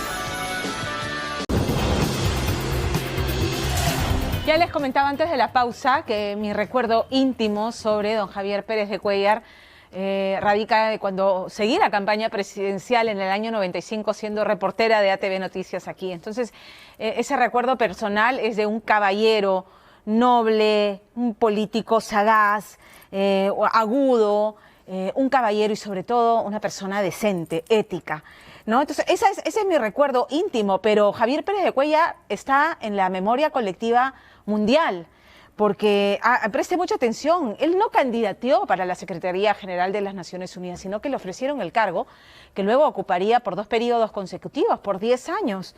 Javier Pérez de Cuéllar, y esto es unánime, es considerado el mejor secretario que haya tenido este organismo internacional en su historia.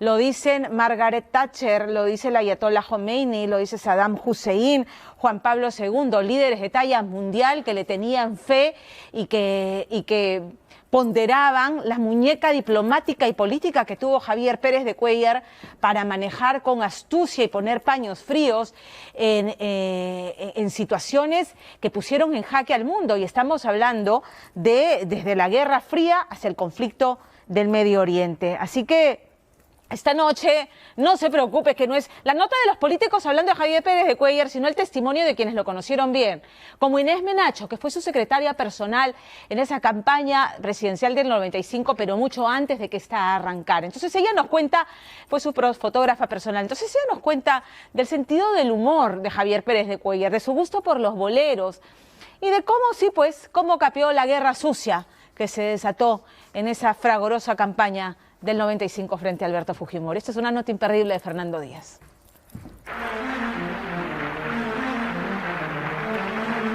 Era el 31 de diciembre de 1991, el último día del año en lo que hasta ese momento había sido el país más ensangrentado de Centroamérica.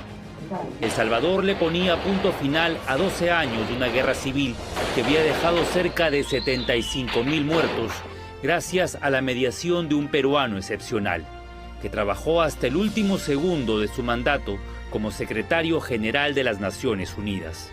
Esta breve y sobria ceremonia ocurra exactamente a las 12 de la noche, que coincide con el nuevo año y al mismo tiempo con el fin de mi mandato como secretario general de las Naciones Unidas. Él no era un ciudadano del mundo, ¿no? Él era un diplomático peruano, ¿no? Al servicio de la paz mundial, así se calificaba él, ¿no? Por eso es que él se autodenominaba peregrino de la paz. El mundo siempre fue redondo, pero no siempre globalizado. Pero Javier Pérez de Cuéllar, atado a su vieja computadora Apple, escribía cartas o enviaba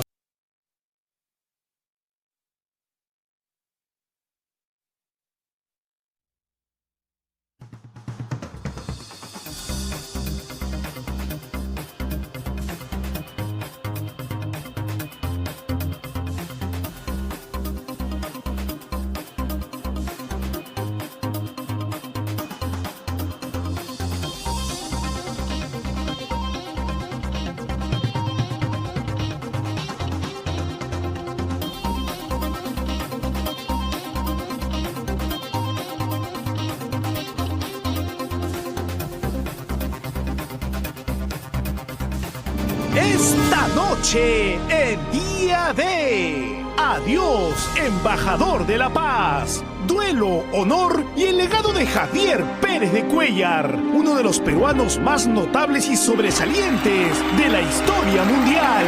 Los peruanos vamos a ganar. ¡Viva el Perú! Además, la otra noche que esperé bajo la lluvia 2 horas. 1000 horas. Las 1000 horas que sonaron un lunes por la madrugada. El regreso de la mítica banda Los Abuelos de la Nada. ¿Salud por qué, maestro? Por Perú. Salud. Y un repaso por la época de oro del rock argentino y las canciones que marcaron historia en los años 80.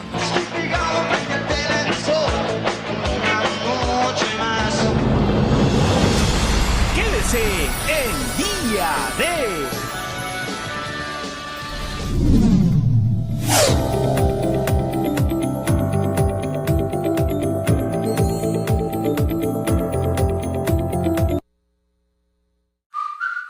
Todos los días vemos cómo nos matan, cómo nos violan, cómo nos golpean, cómo nos queman, cómo nos asesinan.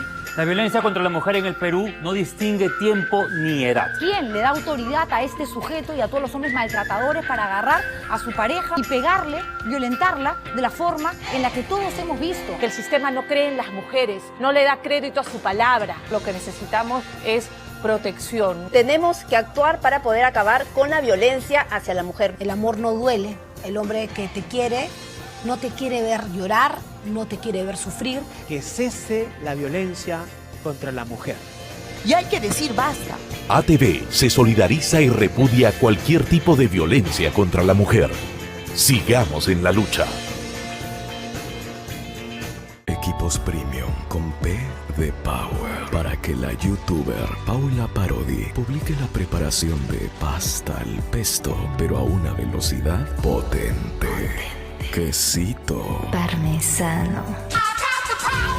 Huawei P30 Pro y iPhone 11 Pro Max de 64 GB a 0 soles de cuota inicial. Los equipos premium merecen la velocidad de Internet Power. Entel. Con el nuevo desodorante Old Spice y su frescura natural. Siente el poder de la naturaleza con la protección refrescante de Old Spice. Recuerda que puedes encontrar tu Old Spice Sachet a solo 70 céntimos. Desde que tengo diabetes, mi vida cambió. Ajustar mi dieta y estilo de vida no fue suficiente. Para complementar mi tratamiento, mi médico me recomendó ejercicio. Una dieta saludable. Y Glucerna, para cuidar mi nutrición, ayudando a mantener estables mis niveles de azúcar. Llévate 4 botellas gratis por la compra de una lata de Glucerna. ¿Quieres tener tus piernas impecables? Prueba las bandas depilatorias Beat Easy Gel. Son súper fáciles de usar y eliminan el vello más corto desde la raíz, dejando tu piel hidratada y con una sensación de suavidad hasta por 28 días. Con Beat Easy Gel estás lista en un toque. Descubre el nuevo Fructis Hair Food, la nueva forma de alimentar tu pelo, inspirado en la naturalidad.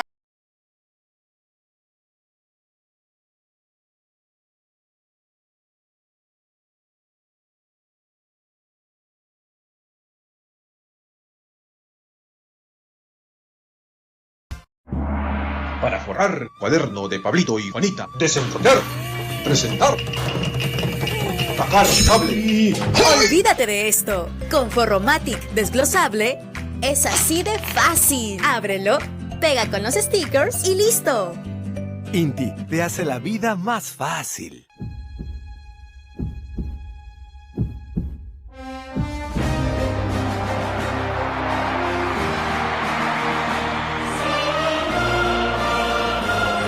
En julio, Juegos Olímpicos Tokio 2020, en exclusiva por ATV, el canal de los mega eventos deportivos. Gilberto Díaz buscó y buscó el carro de sus sueños, hasta que al fin lo encontró. Pero le pensó demasiado. ¡Ay, Gilberto! Que no te pase lo mismo. Ven y aprovecha la gran venta anual Hyundai. Llévate el auto que siempre quisiste, con los beneficios que querías y el precio que estabas buscando. Aprovecha estos beneficios solo en la gran venta anual Hyundai.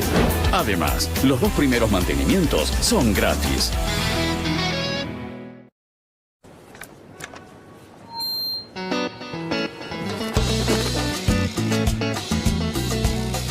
bien simple. El Perú tiene sabor.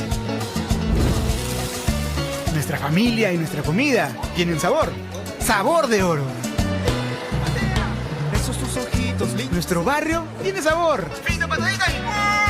Esos tus ojitos lindos hechiceros. Nuestra música tiene sabor. Sabor de oro. Buena cintura, Colorado. ¿Ven? Abundan los momentos de oro que nos hacen sentir más peruanos. Solo hay que mirar con atención. Y eso sí, acompañarlo siempre con sabor de oro. Ya. Hablando sirviendo. El Perú tiene sabor. Sabor de oro. Estaba Javier rascándose el pie por toda su casa. La picazón no iba a parar y en la pichanga se empezó a rascar. La pichanga, la playa, la chamba y por toda su casa. La picazón debía parar, la Fitil 7 la pudo calmar. Elimina los hongos en 7 días con el nuevo Lafitil 7. De la grandeza de la Amazonía peruana y el poder de las superfrutas. Bio Camu Camu. Jugo 100% natural, sin azúcar añadida, con un delicioso sabor y un alto contenido de vitamina C. La revolución natural llegó con Bio Camu Camu. Cuando estamos estreñidas, nada nos sale bien y las mujeres lo sabemos. Pero las que tomamos Ciruelax Forte al acostarnos, vemos que todo funciona al levantarnos. Ciruelax al acostarse, resultados al levantarse. Precios bajos todos los días, comprando desde aquí. Check. Arroz extra costeño, bolsa por 5 kilos a 16 soles 90 y con tarjeta O a 15 soles 90. Fortificante granulado Milo a 13 soles 90 y con tarjeta O a 12 soles 90. Encuentra esto y más en plazavea.com.pe. Ey, ¿sigue chateando? Estoy revisando mi impuesto a la renta y viendo la manera de no declarar todo, pues. ¿Qué? ¿Y así dices que eres de la mejor hinchada del mundo? Los verdaderos peruanos se portan con todo. ¿Quieres que el Perú mejore? Primero, cumple. Contribuye Perú, Renta 2019. Tus impuestos hacen la diferencia. Ya está, ya declaré todito. ¡Vamos, ¡Gol! Te estoy chequeando. SUNAT. El Perú primero. Mañana, en Andrea. ¿Tu primera hija es hija de él? Sí, es del su hijo. William siempre creyó que la primera hija que tuvo con Elena era suya. ¡Qué mentirosa eres! Pero una prueba de ADN le demostró lo contrario. Acá la señora Elena muchas veces ya saca la vuelta. Todo es mentira lo que dice. Ahora duda sobre la paternidad de la menor de sus hijas. ¿Es tu hija o no es tu hija? Tengo dudas, señorita. Ya le mentiste con la primera hija. Te voy a demostrar todo. Finalmente sabremos quién miente y quién dice la verdad. Prueba de ADN. Andrea, mañana a las 8:30 de la noche en ATV.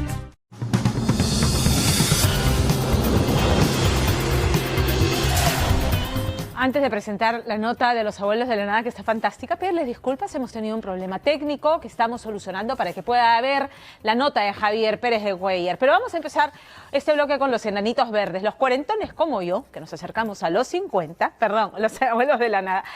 Vivimos el boom del rock en español y sobre todo del argentino. El rock argentino, y hablamos, sí, como decía, de los Enanitos Verdes, de Charly García, de Andrés Calamaro, de Soda Stereo y por supuesto de los Abuelos de la Nada. O sea, ¿quién no ha bailado? La otra noche te esperé bajo la lluvia 2 horas. Yo la bailo y la seguiré bailando mientras que el cuerpo me dé, porque esa es la banda sonora de quienes vivimos en los 80s.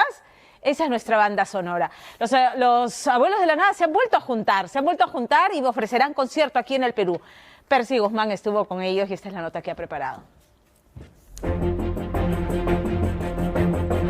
Corría el año 1980. En el Perú se vivía una de las etapas más crueles y violentas de nuestra historia. La presencia de Sendero Luminoso y el MRTA lograron que el día a día de esta época esté marcada por los apagones, los coches bomba y el toque de queda.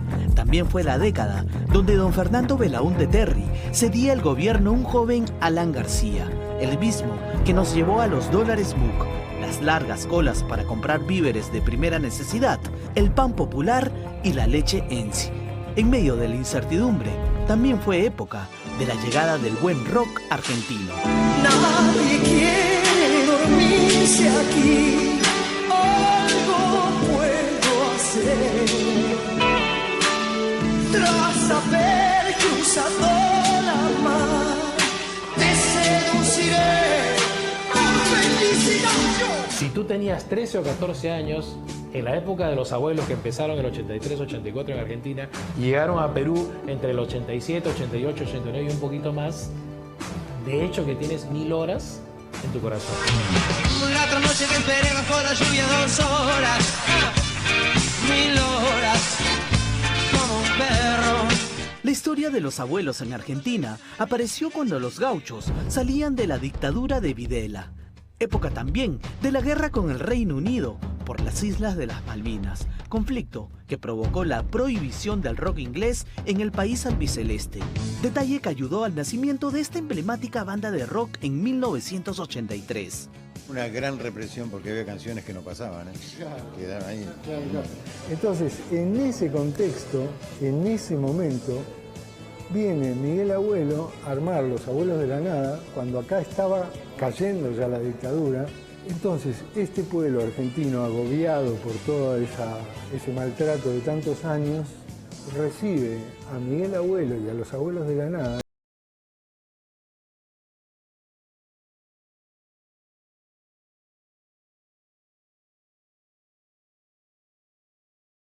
No fueron los únicos. En los 80s, los peruanos comenzaron a escuchar y ver en sus primeros televisores a color a un estrambótico flaco de uñas y bigote pintado llamado Charly García.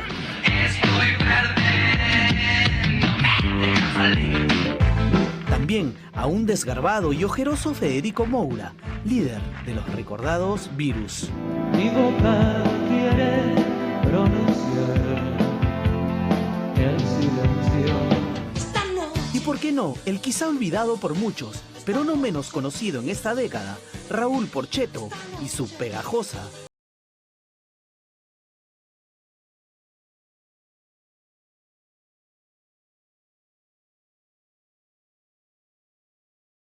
Las nuevas que se interesan en llenar esos espacios que tenía hasta ese momento el rock en inglés y que tenían un trabajo quizá secreto, en ciernes, pero que esta gran oportunidad de ser exhibidos en la radio los termina convirtiendo en marcas brutales, como Virus, como Los Abuelos de la Nada, ¿no?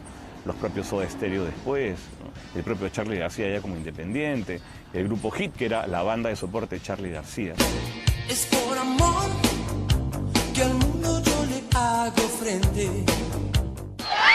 Otro grande que conquistó aquella Lima que disfrutaba de la desaparecida Feria del Hogar y su gran estelar fue Miguel Mateos y Sass.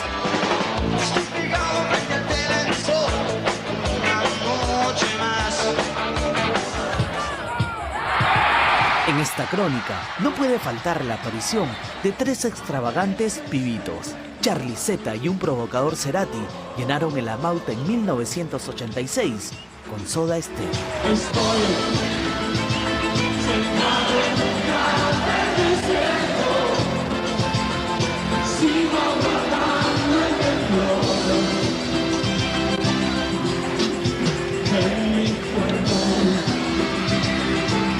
A mí me gusta Soda Stereo. Indudablemente dentro de ese top 5, por decirte de alguna manera argentino, están Los Abuelos de la Nada de todas maneras.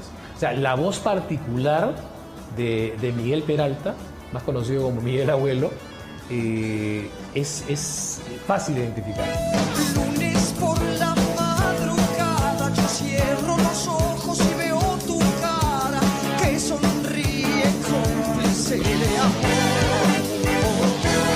Para muchos que conocen Los Abuelos de Nada de forma superficial, es que las 2 canciones más importantes para algunos de Los Abuelos de Nada están interpretadas por Andrés Calamaro. Andrés no quería cantar.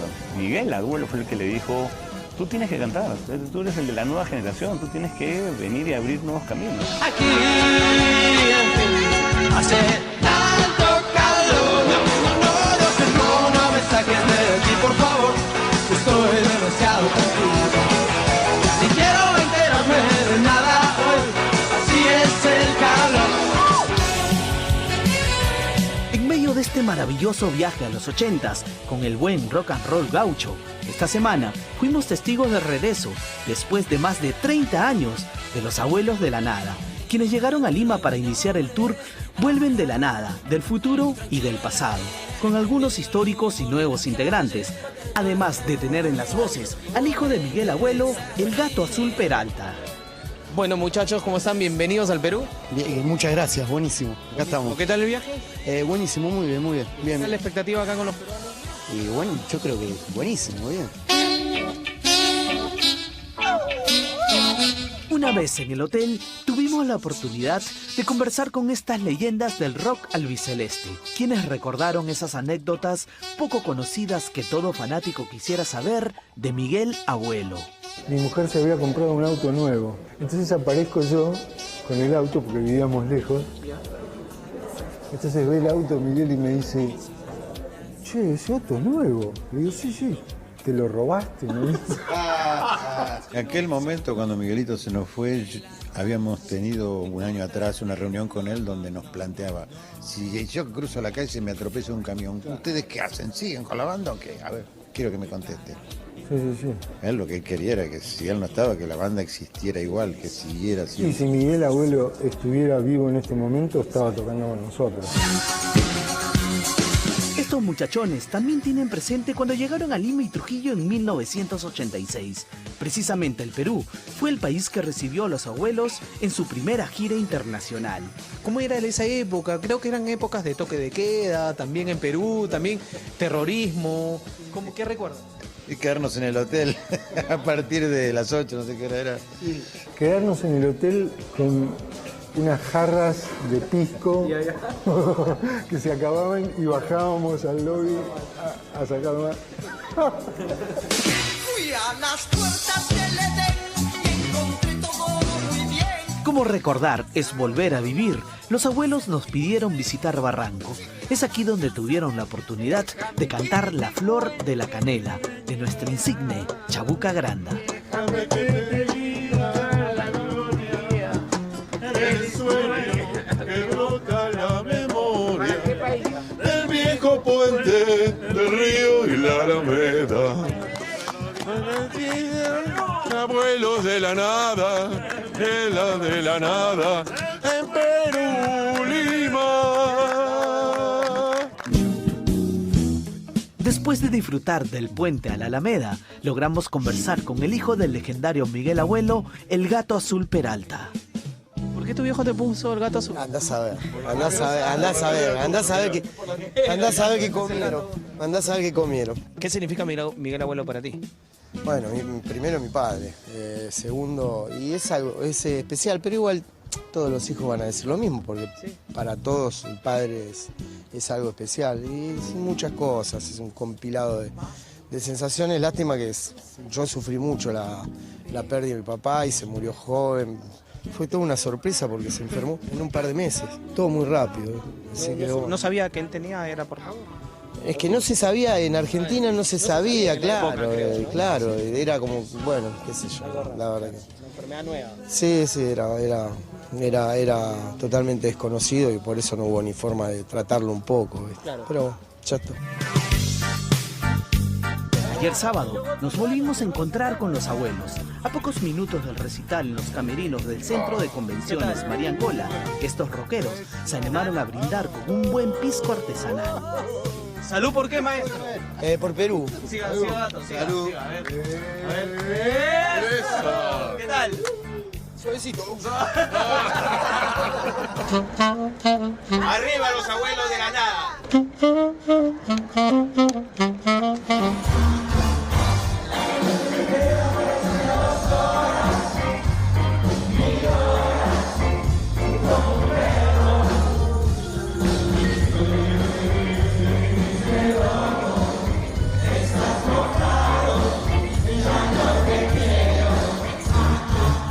Hasta que llegó el momento esperado por el público peruano, que se volvió a encontrar 34 años después con la nueva generación de los Abuelos de la Nada.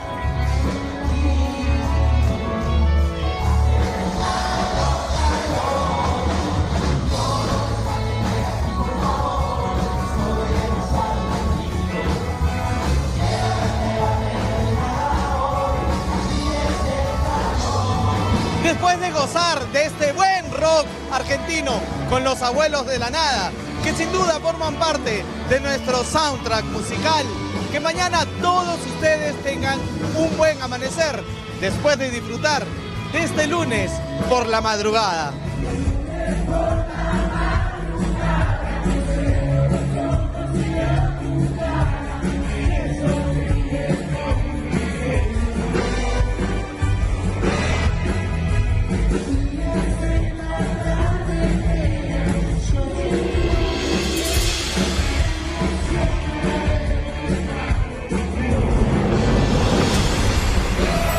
Estoy segura que aunque tenga nietos, y si el cuerpo me da, seguiré bailando con los abuelos de la nada. Ahora sí, vamos con lo anunciado. Solucionado el desperfecto técnico, la nota completa de Fernando Díaz sobre el gran Javier Pérez de Cuéllar.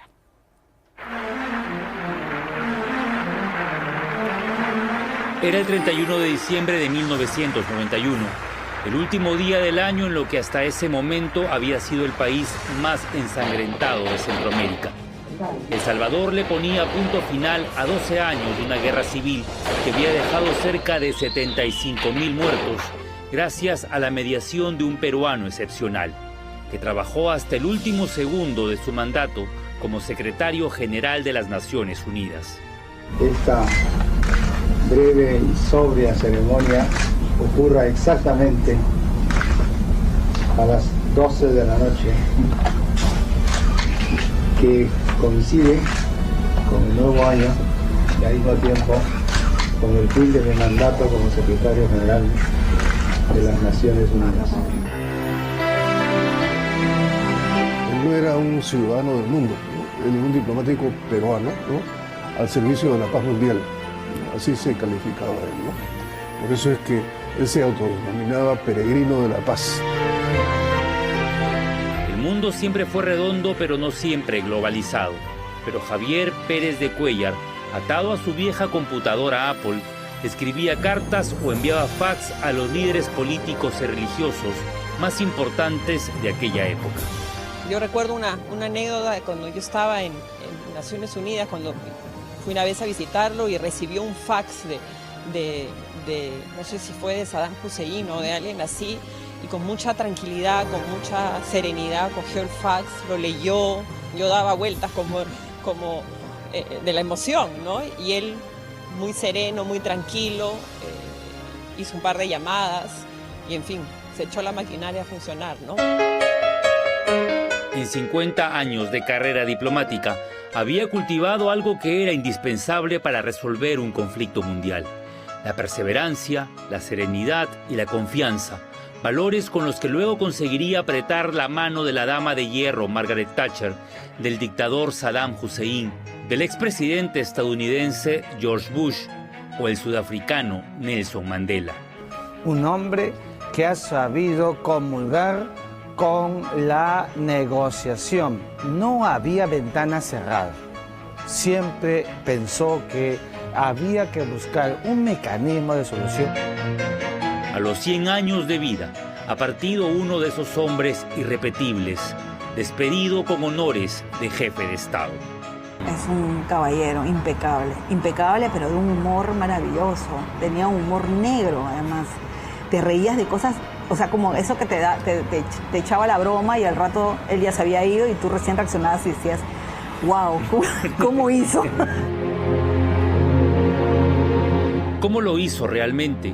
¿Cómo apagó 8 años de incendio, muerte y dolor entre Irán e Irak? Había una vez un mundo de dos potencias enfrentadas, envueltas en la llamada Guerra Fría. Javier Pérez de Cuéllar, sin celular, sin internet ni redes sociales, recorrió el orbe imponiendo el principio de convivencia pacífica, la primacía del derecho internacional y la recuperación de la democracia. Y yo no digo que con él se hubiera arreglado el mundo y se hubiera caído el muro de Berlín, pero yo creo que sin él hubiéramos tenido un panorama distinto. Ay, Javier Pérez de Cuéllar. Javier Pérez de Cuéllar será recordado no solo por colocar el nombre del Perú en el foro más importante del planeta, jugó un rol decisivo en la independencia de Namibia, resolvió los conflictos en Angola, Afganistán, Mozambique y Camboya, y claro, se enfrentó abiertamente a Alberto Fujimori en una campaña presidencial de 1994 que a la luz de los años fue tremendamente desigual. El 9 de abril El pueblo debe decidir qué tipo de presidente y gobierno necesita el Perú. Fue una campaña muy valiente la de don Javier. Llegábamos a Puno y el Servicio de Inteligencia y el Comando Militar, manejado por el gobierno de Fujimori y Montesinos, mandaba un fax equivocado para ahuyentar a la prensa, ¿no?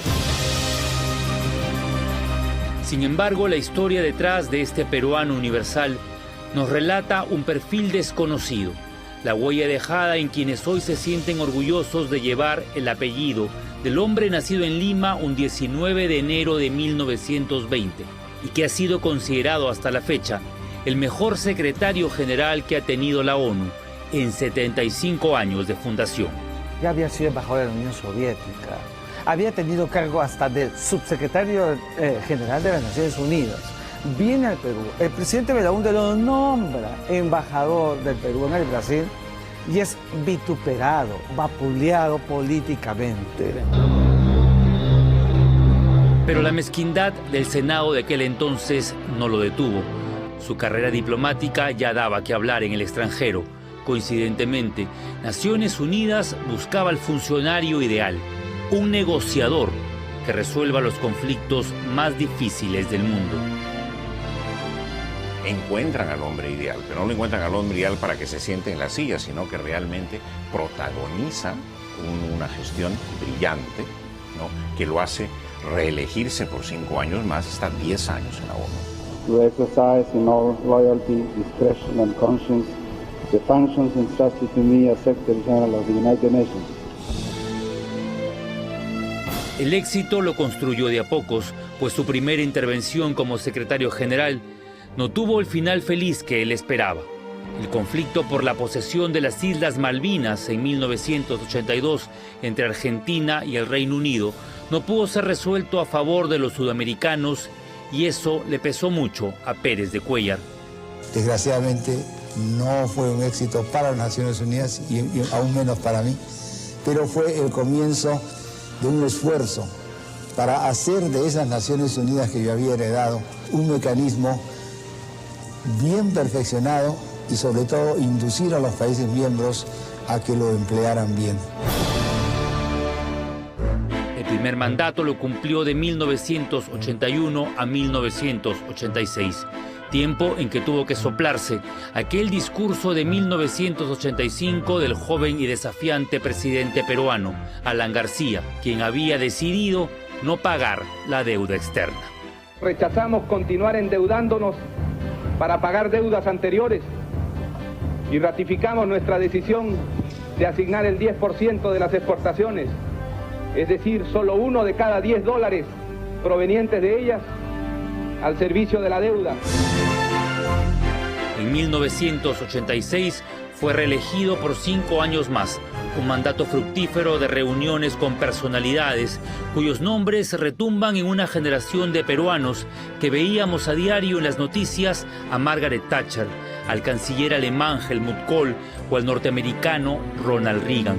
El objetivo era terminar con la guerra del Medio Oriente entre iraquíes e iraníes, seguidores del ayatollah Jomeini. Él supo entender el mundo y supo entender cómo se podía trabajar la paz a partir de esas rivalidades. Estamos hablando de un mundo todavía con Guerra Fría y cómo podría adelantarse esfuerzos con cierto éxito para conseguir paz. En 1991 culminó sus funciones en la ONU y se retira por la Puerta Grande, condecorado con el Premio Príncipe de Asturias y recibiendo el Nobel de la Paz en el 88. En nombre de los Cascos Azules de la ONU, equipo especial que él mismo impulsó. Pero él sentía una enorme necesidad de ofrecerle al Perú un cambio y postula a la presidencia en 1994, fundando el partido Unión por el Perú. Su adversario era Alberto Fujimori, ya para ese entonces blindado por Montesinos. Amaba el Perú y conocía cada rincón sin haber estado, en muchos casos. Y además tenía esta cosa de unir gente, de conversaciones, de tener paciencia. Inés Menacho era una destacada fotoperiodista cuando le propusieron viajar a Bolivia y reunirse con un hombre desconocido que requería los servicios de un fotógrafo profesional. Me dijeron, ya, el personaje te está esperando. Y encontré a Javier Pérez de Cuéllar. Y por supuesto que la boca la tenía así como, wow. Y me recibió con tanto cariño él y Marcela, que no lo voy a olvidar en mi vida. Pérez de Cuéllar la contrató para recorrer el Perú y registrar en fotos toda la campaña presidencial. Nuestra conductora Pamela Bertis siguió también la campaña de Pérez de Cuéllar en sus tiempos de reportera. Javier Pérez de Cuéllar asumió el compromiso aquí de promover la ganadería y el agro en base a un radical programa descentralizador. En los estudios de ATV, el candidato Pérez de Cuéllar se enfrentó a un panel encabezado por el legendario Luis Alberto Sánchez y Carlos Boloña, exministro de Economía del Fujimorismo. Y es que pocos saben que fue Pérez de Cuéllar quien ayudó en 1990 al inexperto presidente Alberto Fujimori a reinsertar al Perú en la comunidad financiera internacional. El papel de Pérez de Cuéllar fue la conexión con el mundo financiero internacional. O sea, volver a restablecer todo lo que García había desconectado. Ayudé a lo que yo pensaba, y en una cuestión no solamente de obligación, sino de convicción, que era indispensable para nuestro país en vista de la coyuntura económica de aquel entonces. El pueblo peruano no sintonizó con él y perdió las elecciones. 5 años después, en el 2000, Valentín Paniagua lo nombraría canciller y presidente del Consejo de Ministros. Nuestra primera tarea es, diría yo, en un orden casi lógico, es crear confianza. Confianza dentro y fuera del país. Inés Menacho regresa a los negativos en sepia, a los slides, a los recuerdos de un peruano ilustre. Sabía mucho de música. En muchos viajes en avioneta, él nos hacía cantar boleros, boleros antiguos. Su debilidad eran sus hijos. Sus hijos, su hija, esa era su debilidad. Cristina era como un hombre maravilloso para él y los ojos le brillaban. Su primera esposa fue una dama francesa llamada Yvette Roberts, con quien tuvo 2 hijos, Francisco y Cristina. Posteriormente se casó con Marcela Temple. Hoy sus nietos y bisnietos hablan de un legado familiar invalorable. Haber convivido con él, vivido con él, en realidad ha sido una cosa increíble, ¿no? O sea, todo lo que tenía, todo lo que sabía era increíble, increíble. Para mí ha sido como mi padre en muchos aspectos, mi maestro, y si lo tengo que recordar, lo recuerdo, no sé, siempre trabajando y siempre preocupado por los demás. La prensa internacional ha destacado la partida de este ciudadano del mundo, del peruano más universal de los últimos tiempos, cuyo nombre y legado debería estar impreso en los libros escolares. Una parte de Javier Pérez de Cuéllar palpita en aquellos confines del planeta donde antes hubo tiranía y muerte. Él le demostró al mundo que sí era posible imponer la paz.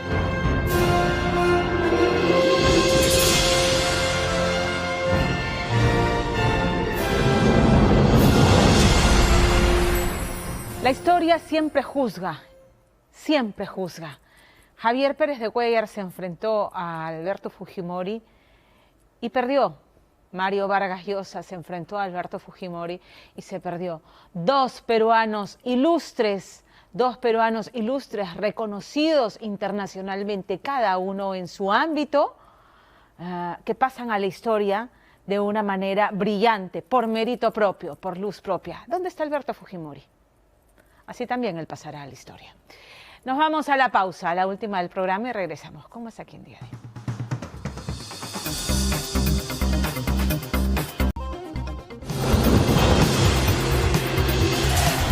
Gracias por acompañarnos esta noche y por su sostenida preferencia con nosotros. Nos vemos el próximo domingo, minutos antes de las 10. Pasen buenas noches.